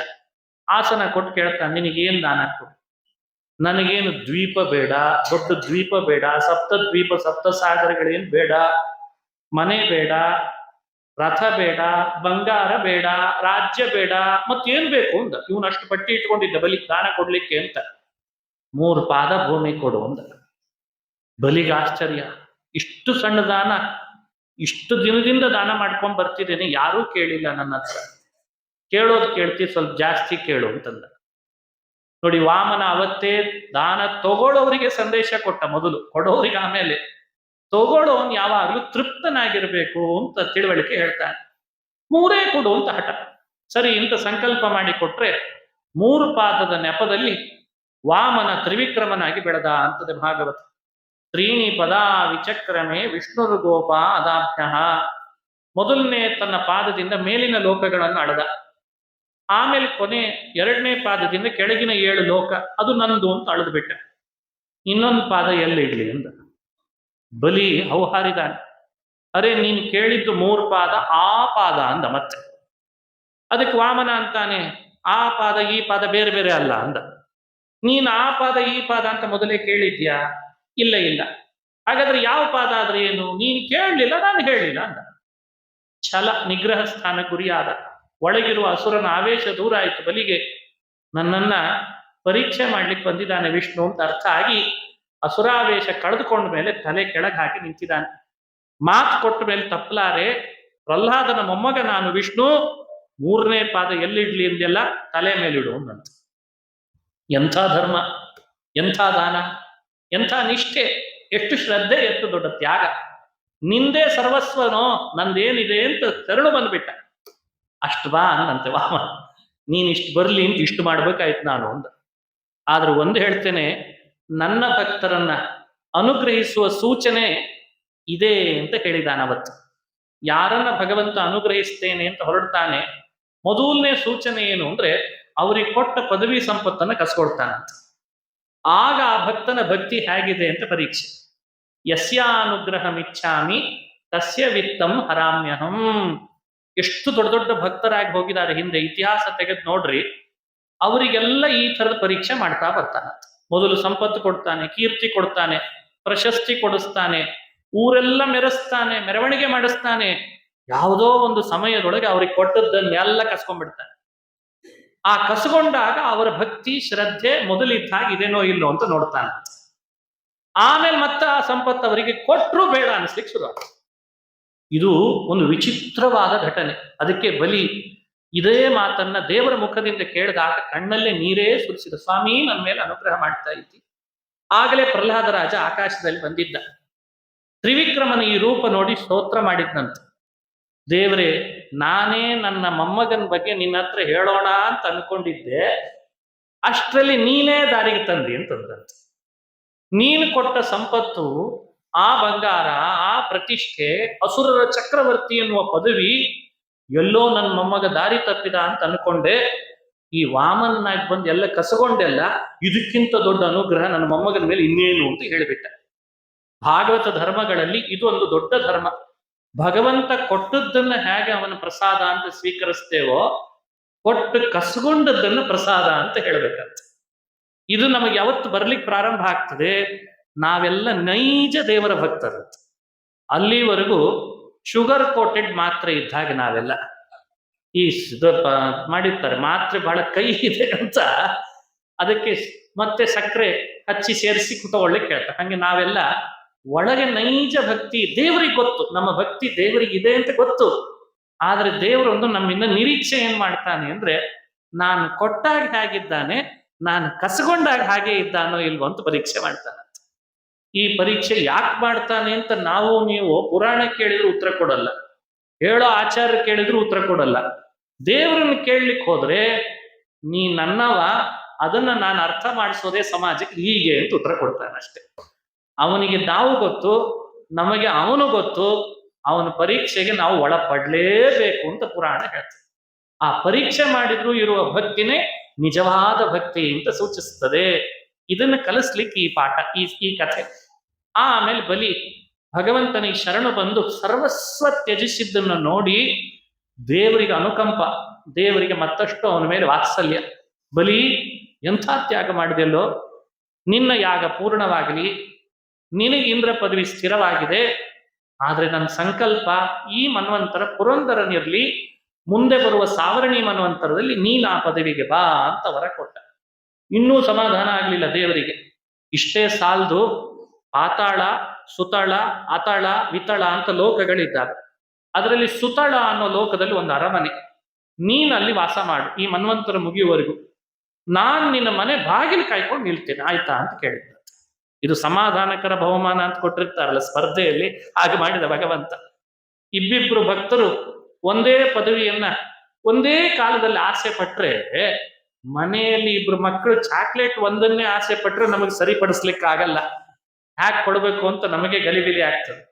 ಆದ್ರೆ ಭಗವಂತ ತನ್ನ ಇಬ್ಬರು ಭಕ್ತರಲ್ಲಿ ಏಕಕಾಲದಲ್ಲಿ ಒಂದು ಪದವಿಯನ್ನು ಅಪೇಕ್ಷೆ ಪಟ್ರೆ, ಒಬ್ಬನಿಗೆ ಪದವಿ ಸ್ಥಿರ ಮಾಡಿದ, ಇನ್ನೊಬ್ಬನಿಗೆ ನಿನ್ನ ಮನೆ ಬಾಗಿಲು ಕಾಯ್ತಾ ನಾನು ನಿಲ್ತೇನೆ, ಸಾಕ, ಇಂದ್ರ ಪದವಿನೇ ಬೇಕಾ ಅಂತ ಕೇಳಿದ್ದಂತೆ. ತಲೆ ಕೆಳಗೆ ಹಾಕಿಬಿಟ್ಟ ಬಲಿ ಚಕ್ರವರ್ತಿ. ಸ್ವಾಮಿ, ನೀನು ಜಗದೊಡೆಯ, ನನ್ನ ಮನೆ ಬಾಗಿಲು ಕಾಯ್ತೀಯ ದ್ವಾರಪಾಲಕನಾಗಿ, ಇನ್ನೇನು ಬೇಕು ನನಗೆ? ರಾವಣ ಇದೇ ಬಲಿಯ ಮನೆ ಯುದ್ಧಕ್ಕೆ ಹೋದ್ರೆ ರಾವಣನಿಗೆ ಯುದ್ಧ ಮಾಡ್ಲಿಕ್ಕೆ ಬಿಡ್ಲಿಲ್ಲಂತೆ ವಾಮನ. ಮೊದಲು ಬಾಗಿಲು ಕಾಯೋ ನನ್ನನ್ನು ಗೆಲ್ಲು, ಆಮೇಲೆ ನಮ್ಮ ಯಜಮಾನ ಬಲಿತ ಅಂತಂದಂತೆ. ಕಾಯೋದು ಅಂದ್ರೆ ಸುಮ್ಮನೆ ಏನೋ ನಟನೆ ಕಾಯೋದಲ್ಲ, ರಾಮಾಯಣದಲ್ಲಿ ಈ ಕಥೆ ಮುಂದುವರಿತದೆ. ಹಾಗಾದ್ರೆ ವಾಮನನಾಗಿ ಬಲಿಯ ಮನೆ ಬಾಗಿಲು ಕಾಯ್ತಾನೆ, ಸರ್ವಸ್ವವನ್ನ ತ್ಯಾಗ ಮಾಡಿದ್ದಕ್ಕೆ, ತಾನು ಹೇಳ್ದಂತೆ ನಡೀತೇನೆ ಅಂತ ಒಪ್ಪಿದ್ದಕ್ಕೆ. ಇದು ನಮಗೆ ಭಗವಂತ ಕೊಡೋ ಸಂದೇಶ.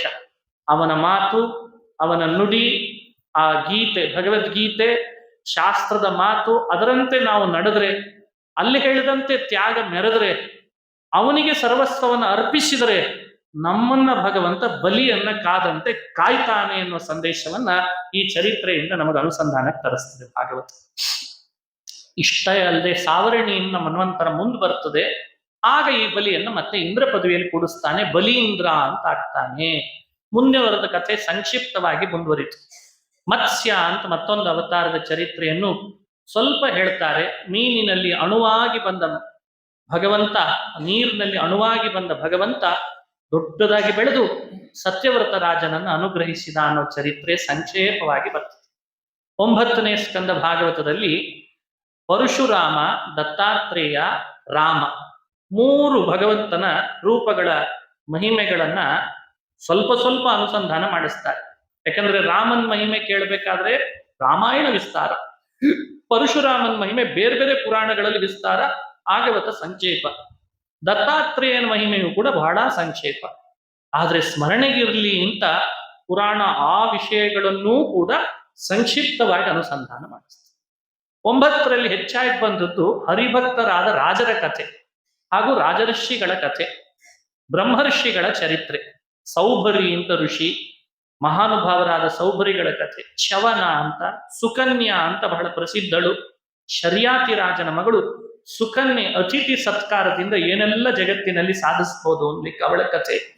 ಅಂಬರೀಷ ಅಂತ ಒಬ್ಬ ದೊಡ್ಡ ರಾಜ ಹರಿದಿನದ ಉಪವಾಸ ಮಾಡಿದ್ರಿಂದಲೇ ದೇವರ ಕೈಯಲ್ಲಿ ಸುದರ್ಶನ ಚಕ್ರನೇ ಪಡೆದಿದ್ದಂತೆ. ದುರ್ವಾಸರಂಥ ಮಹರ್ಷಿಗಳೂ ಏನೂ ಮಾಡ್ಲಿಕ್ಕೆ ಆಗಲಿಲ್ಲ ಅಂತ ಅವನ ಚರಿತ್ರೆ. ಅವ್ರದೆಲ್ಲ ಕಥೆ ಯಾಕೆ ಹೇಳ್ತಾರೆ? ಇವ್ರ ಕಥೆ ಹೇಳುವಾಗ ಒಂದೇ ಅನುಸಂಧಾನ ಇರಲಿ ನಮಗೆ. ದೇವರನ್ನ ಸ್ಮರಿಸಿ ಒಲಿಸ್ಕೊಂಡವರದ್ದೇ ಇಷ್ಟು ಶಕ್ತಿ ಇದೆ ಅಂದ್ರೆ ಇನ್ನು ಭಗವಂತನಿಗೆ ಎಷ್ಟು ಶಕ್ತಿ ಇರಬೇಡ? ಈ ಆಲೋಚನೆ ಬರಲಿ ಅಂತ ಆ ಭಕ್ತರ ಕಥೆಗಳನ್ನೆಲ್ಲ 9ನೇ ಸ್ಕಂದದಲ್ಲಿ ಹೇಳ್ತಾರೆ.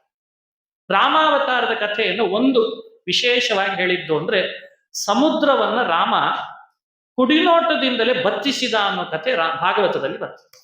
ಯಾಕಂದ್ರೆ ಸೇತುವೆ ಕಟ್ಟಲಿಕ್ಕೆ ಅಂತ ಬಂದ, ಸಮುದ್ರ ಭಾರಿ ಭಾರಿ ಭಾರಿ ಅಲೆಗಳಿಂದ ಉಕ್ಕೇರ್ತಾ ಇತ್ತಂತ.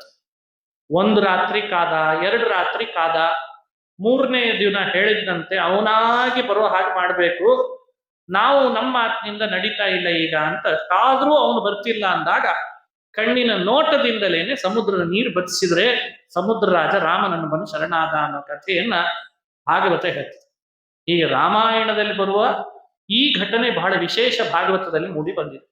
ಯಾಕೆ ಈ ಚರಿತ್ರೆನೇ ಹೇಳ್ತು ಅಂದ್ರೆ ನಮ್ಮ ಸಂಸಾರದ ಸಾಗರ ಸಮುದ್ರದ ಅಲೆಗಳಂತೆ ಉಕ್ಕೇರ್ತಾ ಇದೆ, ಬರ್ತಾ ಇದೆ. ಅದು ಬತ್ತಬೇಕು, ಅದು ನಮ್ಮ ಟೊಂಕದಷ್ಟೇ ಆಗ್ಬೇಕು, ಅಂದ್ರೆ ನಾವು ಸಂಸಾರ ಸಾಗರ ದಾಟಬಲ್ವಿ ಅಂತ ರಾಮನ ಕುಡಿನೋಟದ ಶಕ್ತಿಯನ್ನ ರಾಮಾಯಣದಲ್ಲಿದ್ದದ್ದು ಭಾಗವತದಲ್ಲಿ ಬಂದಿದೆ. ಅದು ಅದ್ಭುತ. ಇನ್ನು 10ನೇ ಸ್ಕಂದ ಭಾಗವತದಲ್ಲಿ ಕೃಷ್ಣನ ಚರಿತ್ರೆಯನ್ನು ವಿಸ್ತಾರ ಮಾಡ್ತಾರೆ. ಕೇವಲ ಕೃಷ್ಣ. 7ನೇ ಸ್ಕಂದ ಪ್ರಹ್ಲಾದ, 10ನೇ ಸ್ಕಂದ ಕೃಷ್ಣ. ಎಷ್ಟು ವಿಸ್ತಾರ ಕೃಷ್ಣನ ಕಥೆ. 107 ವರ್ಷ, 100ಕ್ಕಿಂತಲೂ ಸ್ವಲ್ಪ ಹೆಚ್ಚು ವರ್ಷ ಕೃಷ್ಣ ಭೂಮಿಯ ಮೇಲೆ ಇದ್ದ. ಇದೇ 28ನೇ ದ್ವಾಪರದ ಕೊನೆಯಲ್ಲಿ ಕೃಷ್ಣನಾಗಿ ವಿಷ್ಣು ಅವತಾರ ಮಾಡಿದ್ದಾನೆ. ಯಾಕೆ ಅವತಾರ ಮಾಡಿದ ಕೃಷ್ಣ? ಅವತಾರದ ಹಿನ್ನೆಲೆ ಏನು? ಅದನ್ನು ಭಾಗವತ ಹೇಳ್ತದೆ. ಯದಾ ಯದಾ ಹಿ ಧರ್ಮಸ್ಯ ಗ್ಲಾನಿರ್ಭವತಿ ಭಾರತ ಅಭ್ಯುತ್ಥಾನಮಧರ್ಮಸ್ಯ ತದಾತ್ಮಾನಂ ಸೃಜಾಮ್ಯಹಂ. ಇದು ಕೃಷ್ಣನ ನುಡಿ. ಯಾವಾಗ ಯಾವಾಗ ಧರ್ಮ ನಾಶ ಆಗ್ತದೆ, ಅಧರ್ಮ ಉಚ್ಛ್ರಾಯ ಸ್ಥಿತಿಗೆ ಹೋಗ್ತದೆ, ನಾನು ಅವಾಗ ಅವತಾರ ಮಾಡ್ತೀನಿ. ಏನ್ ಮಾಡ್ತಾನೆ ಮಾಡಿ ಅವತಾರ? ಧರ್ಮ ಸಂಸ್ಥಾಪನಾರ್ಥಾಯ ಸಂಭವಾಮಿ ಯುಗೆ ಯುಗೆ. ಕೃಷ್ಣಾವತಾರವನ್ನ ಯಾವ ಕಾರಣಕ್ಕೂ ಬೇರೆ ರೀತಿಯಾಗಿ ಅರ್ಥೈಸುವ ಸಾಹಸ ಮಾಡಬಾರ್ದು.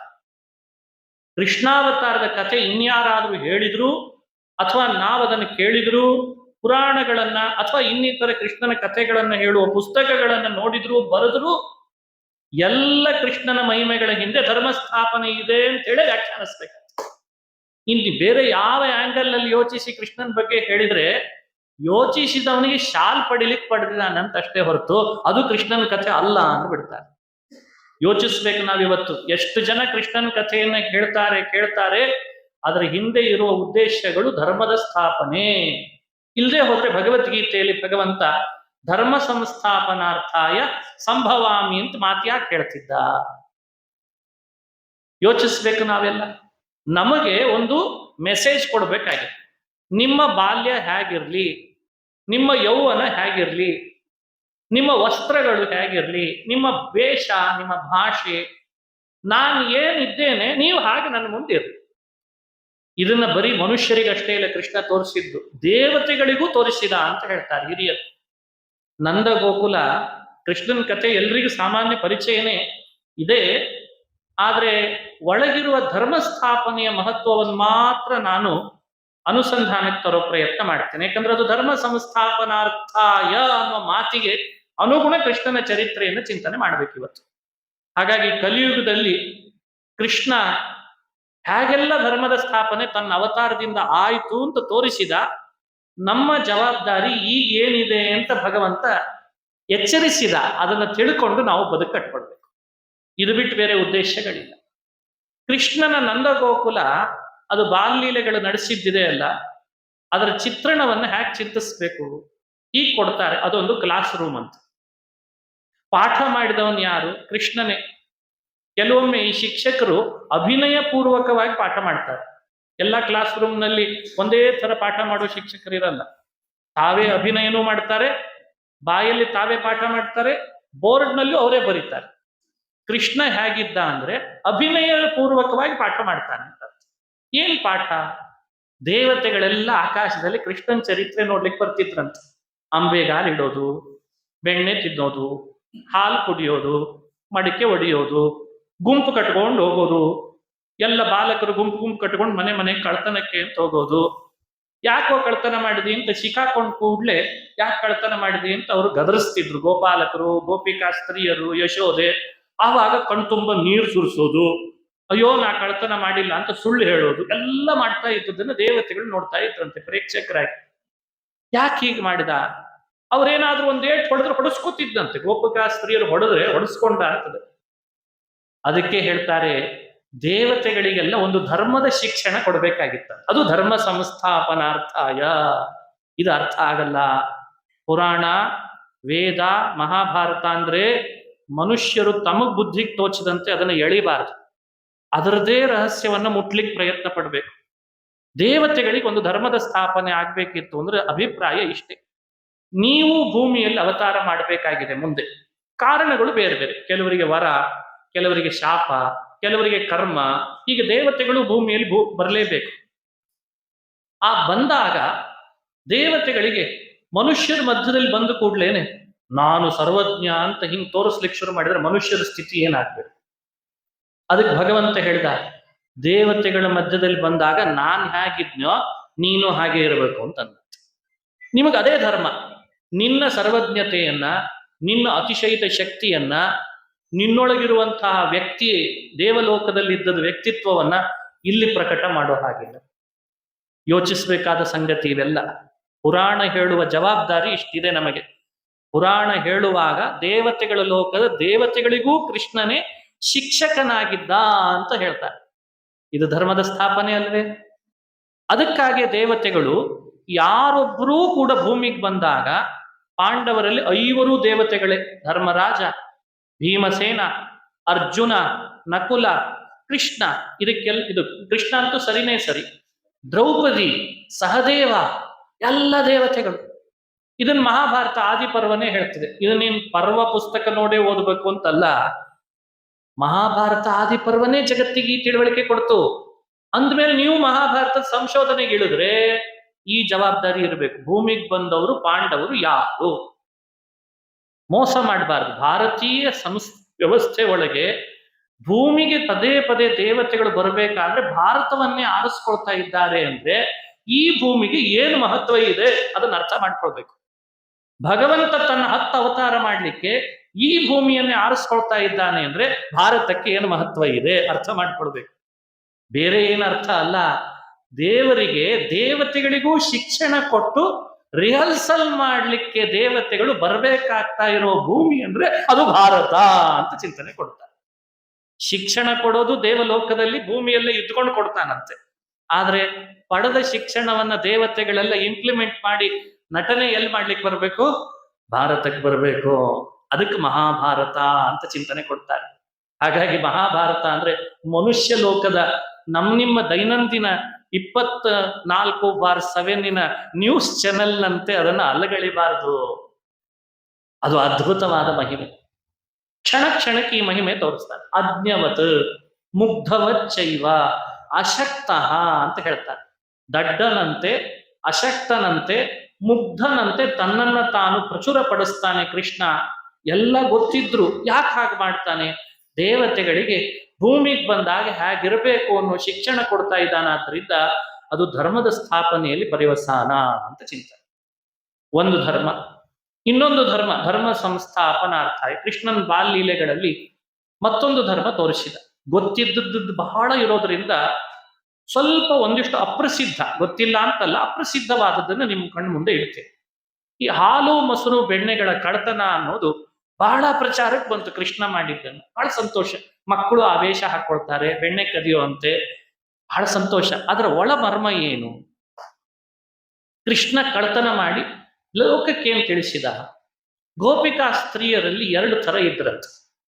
ಇದು ಭಾಗವತದಿಂದಲೂ ಅದಕ್ಕೆ ಬರೆದ ವ್ಯಾಖ್ಯಾನದಿಂದಲೂ ತಿಳಿಸ್ತಾರೆ. ಕೆಲವರು ಗೋಪಿಕೆಯರು ತಮ್ಮ ಸಾಧನದ ಹಿಂದೆ ತಪಸ್ಸು ಮಾಡಿ ಕೃಷ್ಣನ ಬಾಲ್ಯಲೀಲೆ ನೋಡ್ಬೇಕು ಅಂತ ಆಸೆ ಪಟ್ಟಿದ್ರಂತೆ. ಅವರು ತಪಸ್ಸು ಮಾಡಿದ್ದಾರೆ. ಆ ಗೋಪಿಕೆಯರ ತಪಸ್ಸೇನಿದೆ ಅದರಲ್ಲಿ ಎರಡು ತರ. ಅವರ ಅರ್ಹತೆ ಮೀರಿದ ತಪಸ್ಸು ಕೆಲವರದ್ದಂತೆ, ಅರ್ಹತೆ ಇದ್ದಷ್ಟೇ ಪೂರ್ಣ ಆಗದೆ ಇರೋರ ಪುಣ್ಯ ಕೆಲವರದ್ದಂತೆ. ನೋಡಿ, ಇದೆಲ್ಲ ಯೋಚಿಸಬೇಕಾಗಿದೆ ಧರ್ಮದ ಸ್ಥಾಪನೆಯ ಅರ್ಥ. ಕೃಷ್ಣಾವತಾರ ಅಂದ್ರೆ ಅದರ ಹಿಂದಿನ ಎಲ್ಲ ಅವತಾರಗಳಿಗೆ ಫುಲ್ ಸ್ಟಾಪ್ ಇಡ್ಲಿಕ್ಕೆ ಮಾಡಿದ ಅವತಾರ ಕೃಷ್ಣಾವತಾರ. ಅಂದ್ರೆ ಈಗ ರಾಮಾವತಾರದಲ್ಲಿ ಯಾವ ದೇವತೆಗಳು ಸಾಧನ ಮಾಡಿದಾಗ ಇನ್ನೂ ಸ್ವಲ್ಪ ನ್ಯೂನತೆ ಉಳಿದಿತ್ತೋ ಅವರನ್ನೆಲ್ಲ ಮುಂದಿನ ಕೃಷ್ಣಾವತಾರದಲ್ಲಿ ಪೂರ್ಣ ಮಾಡ್ರಿ ಅಂತ ಕರೆಸಿದ್ನಂತೆ. ಇದು ಗೊತ್ತಿರಬೇಕು. ಹಾಗಾಗಿ ಕೃಷ್ಣ ಅಂದ್ರೆ ಎಲ್ಲಾ ದೇವತೆಗಳ ಸಾಧನದ ಕೊನೆ ಸೈನ್ ಅಂತ ಹಾಕ್ತಾರೆ. ಈಗ ಯಾಕಂದ್ರೆ ಈಗ ಏಪ್ರಿಲ್ ಮೇ ನಡೀತಾ ಇದೆಯಲ್ಲ, IT ರಿಟರ್ನ್ಸ್ ಅಂತ ಫೈಲ್ ಮಾಡ್ತಾರೆ ಆದಾಯ ತೆರಿಗೆ ಇಲಾಖೆ. ನನಗಿಂತ ನಿಮ್ಗೆ ಚೆನ್ನಾಗಿ ಗೊತ್ತಿರ್ತದೆ, ಉದಾಹರಣೆ ಹೇಳ್ತೇನೆ ಅಷ್ಟೇ ನಾನು. ಅಲ್ಲೊಂದು ಕೊನೆ ಸೈನ್ ಅಂತ ಬೇಕಾಗ್ತದೆ. ಏಪ್ರಿಲ್ 31 ಅದು ವ್ಯವಸ್ಥೆ ಮಾಡಿರ್ತಾರೆ. ಮುಂದಿನ ಎಲ್ಲ ಇಯರ್ ಮತ್ತೆ ಎಂಡ್ ಆಗಿ ಹೊಸ ಆದಾಯ ತೆರಿಗೆ ಫೈಲ್ ಮಾಡಬೇಕು. ಇದು ತಾನೇ ನಮ್ಮ ಸಮಾಜದಲ್ಲಿ ಮಾಡಿಕೊಂಡು ಆರ್ಥಿಕ ವ್ಯವಸ್ಥೆಯಲ್ಲೇ ಬುಡಮೇಲೆ ಆಗ್ಬಾರ್ದು ಅಂತ ಇಷ್ಟೊಂದು ನಿಗದಿತಪಡಿಸಿರ್ತಾರೆ. ಹಂಗೆ ಕೃಷ್ಣ ತನ್ನ ಭಕ್ತರಾದ ದೇವತೆಗಳಿಗೆ ಸಾಧನಕ್ಕೆ ಅಂತ ಒಂದು ವ್ಯವಸ್ಥಿತವಾದ ಕಾಲ ಕೊಟ್ಟಿರ್ತಾನೆ. ಆ ಸಾಧನ ಅವ್ರು ಮಾಡುವಾಗ ಅಲ್ಲಿ ಏರಿಳಿತ ಆದದ್ದನ್ನು ಫೈಲ್ ಕಂಪ್ಲೀಟ್ ಮಾಡಿದ್ದು ಯಾವಾಗ ಅಂದ್ರೆ ಕೃಷ್ಣಾವತಾರದಲ್ಲಿ. ಈ ರಹಸ್ಯ ಅರಿತು ಕೃಷ್ಣಾವತಾರದ ಚಿಂತನೆ. ಲಕ್ಷ್ಮಣನಾಗಿ ಬಂದ, ಭಾರೀ ಸೇವೆ ಮಾಡಿದ ರಾಮನ ಸೇವೆ. ಆದ್ರೆ ಬಲರಾಮನಾದಾಗ ಸೇವೆ ಅವಕಾಶ ಕೊಡ್ಲಿಲ್ಲ ಕೃಷ್ಣ ಹೆಚ್ಚು. ಮತ್ತೇನ್ ಮಾಡಿಸಿದ ಅಂದ್ರೆ, ಹಿಂದೆ ಮಾಡಿದ್ ಸ್ವಲ್ಪ ಜಾಸ್ತಿ ಆಗಿದೆ, ಈ ಬಾರಿ ಅದನ್ನ ರಿಡ್ಯೂಸ್ ಮಾಡ್ತೇನೆ ಅಂತ ಕಡಿಮೆ ಮಾಡಿಸ್ಬಿಟ್ಟಂತೆ. ಅಂದ್ರೆ ಜಾಸ್ತಿಯನ್ನೂ ಭಗವಂತ ಬೇಡ ಅಂತಾನೆ, ಕಡಿಮೆ ಮಾಡಿದ್ರೆ ಕಡಿಮೆನೂ ಬೇಡ ಅಂತಾನೆ. ಎಷ್ಟಿದೆಯೋ ಅಷ್ಟೇ ಮಾಡಿ. ಇದು ಸ್ಲ್ಯಾಬ್ ವ್ಯವಸ್ಥೆ ಅಂತ ನಮ್ಮಲ್ಲಿ ಇವತ್ತು ಸ್ಲ್ಯಾಬ್ ಅಂತ ಕರೀತಾರಲ್ವಾ. ಹಂಗೆ ಒಬ್ಬೊಬ್ಬ ಜೀವನ ಅರ್ಹತೆಗೆ ಅನುಗುಣವಾಗಿ ಸಾಧನೆ ಆಗ್ಬೇಕೇ ಹೊರತು ಅದು ಏರಿಳಿತ ಆಗೋ ಹಾಗೆ. ಈ ಧರ್ಮದ ಸ್ಥಾಪನೆಗೋಸ್ಕರ ಕೃಷ್ಣ ಬಾಲಲೀಲೆಗಳ ನೆಪ ಮಾಡಿ ಮನೆ ಮನೆಗಳಲ್ಲಿ ಕಳ್ತನ ಮಾಡ್ತಾ ಯಾರ್ಯಾರು ಕಳ್ತನವನ್ನ ಶ್ಲಾಘಿಸಿದ್ರು, ಆರಾಧಿಸಿದ್ರು, ಸಂತೋಷ ಪಟ್ರು ಆ ಎಲ್ಲ ಗೋಪಿಕಾ ಸ್ತ್ರೀಯರಿಗೆ ಅವರ ಅರ್ಹತೆ ಇದ್ದಷ್ಟೇ ಪುಣ್ಯ ಬರೋ ಹಾಗೆ ಮಾಡಿಬಿಟ್ಟಂತೆ. ಯಾವ್ಯಾವ ಗೋಪಿಕಾ ಸ್ತ್ರೀಯರು ದೇವರ ಕಳ್ತನವನ್ನ ಶ್ಲಾಘಿಸ್ಲಿಲ್ಲ, ಸಿಟ್ಟು ಮಾಡ್ಕೊಂಡ್ರು, ಯಾಕೆ ಬರ್ತಾನೋ ಏನೋ ಈ ಕೃಷ್ಣ, ಮನೆಯೆಲ್ಲ ಹಾಲು ಮೊಸರು ಚೆಲ್ಲಿ ಹೋಗ್ತಾನೆ, ಸಾಕಾಗಿ ಹೋಗಿದೆ ಅಂತ ಬೇಸರ ಪಟ್ಕೊಳ್ಳೋ ಹಾಗೆ, ಸಿಟ್ಟು ಮಾಡ್ಕೊಳ್ಳೋ ಹಾಗೆ ಮಾಡಿದ್ರಲ್ಲ, ಅದನ್ನು ಕೃಷ್ಣನೇ ಮಾಡಿರ್ತಾನೆ ಅವ್ರ ಮನೆಯಲ್ಲಿ. ಯಾಕೆ ಅಂದ್ರೆ ಅವರ ಅರ್ಹತೆ ಮೀರಿದ ಪುಣ್ಯ ಇತ್ತಲ್ಲ, ಅದು ಅರ್ಹತೆ ಇದ್ದಷ್ಟೇ ಮಾಡಿಬಿಟ್ಟಂತೆ. ಈ ರಹಸ್ಯವನ್ನ ಅರ್ಥಕೊಂಡ್ರೆ ಕೃಷ್ಣನ್ ಚರಿತ್ರೆ ನಮಗೆ ಅನುಸಂಧಾನಕ್ಕೆ ಬರ್ತದೆ.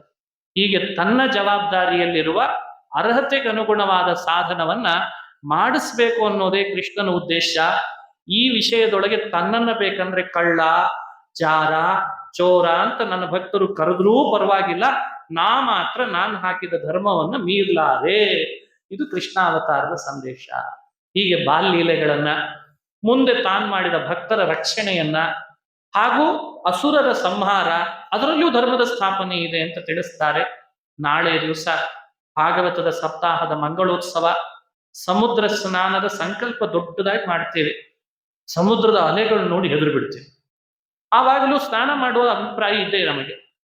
ಕೈಯಲ್ಲಿ ಒಂದು ಸಣ್ಣ ಕೊಡಪಾನ ಇಟ್ಟುಕೊಂಡು ಸಮುದ್ರದ ನೀರು ಬಿದ್ದು ಕೂಡಲೇ ಅದನ್ನೇ ಮೈ ಮೇಲೆ ಹಾಕೊಂಡು ಸಮುದ್ರ ಸ್ನಾನ ಮಾಡಿದ್ವಿ ಅಂತ. ಭಾಗವತ ಸಮುದ್ರ ಇದ್ದ ಹಾಗೆ ಸಮುದ್ರದ ತೀರದಲ್ಲಿ ಇರುವ ನಿಮಗೆಲ್ಲ ಈಗ ಸ್ನಾನದ ಬಗ್ಗೆ ಪರಿಚಯಿಸಬೇಕು, ಸಮುದ್ರದ ಬಗ್ಗೆ ಪರಿಚಯಿಸಬೇಕಾದ ಪ್ರತ್ಯೇಕ ಏನು ಅವಶ್ಯಕತೆ ಇಲ್ಲ. ಭಾಗವತವೂ ಒಂದು ಸಮುದ್ರ ಅಂತ ತಿಳಿರಿ.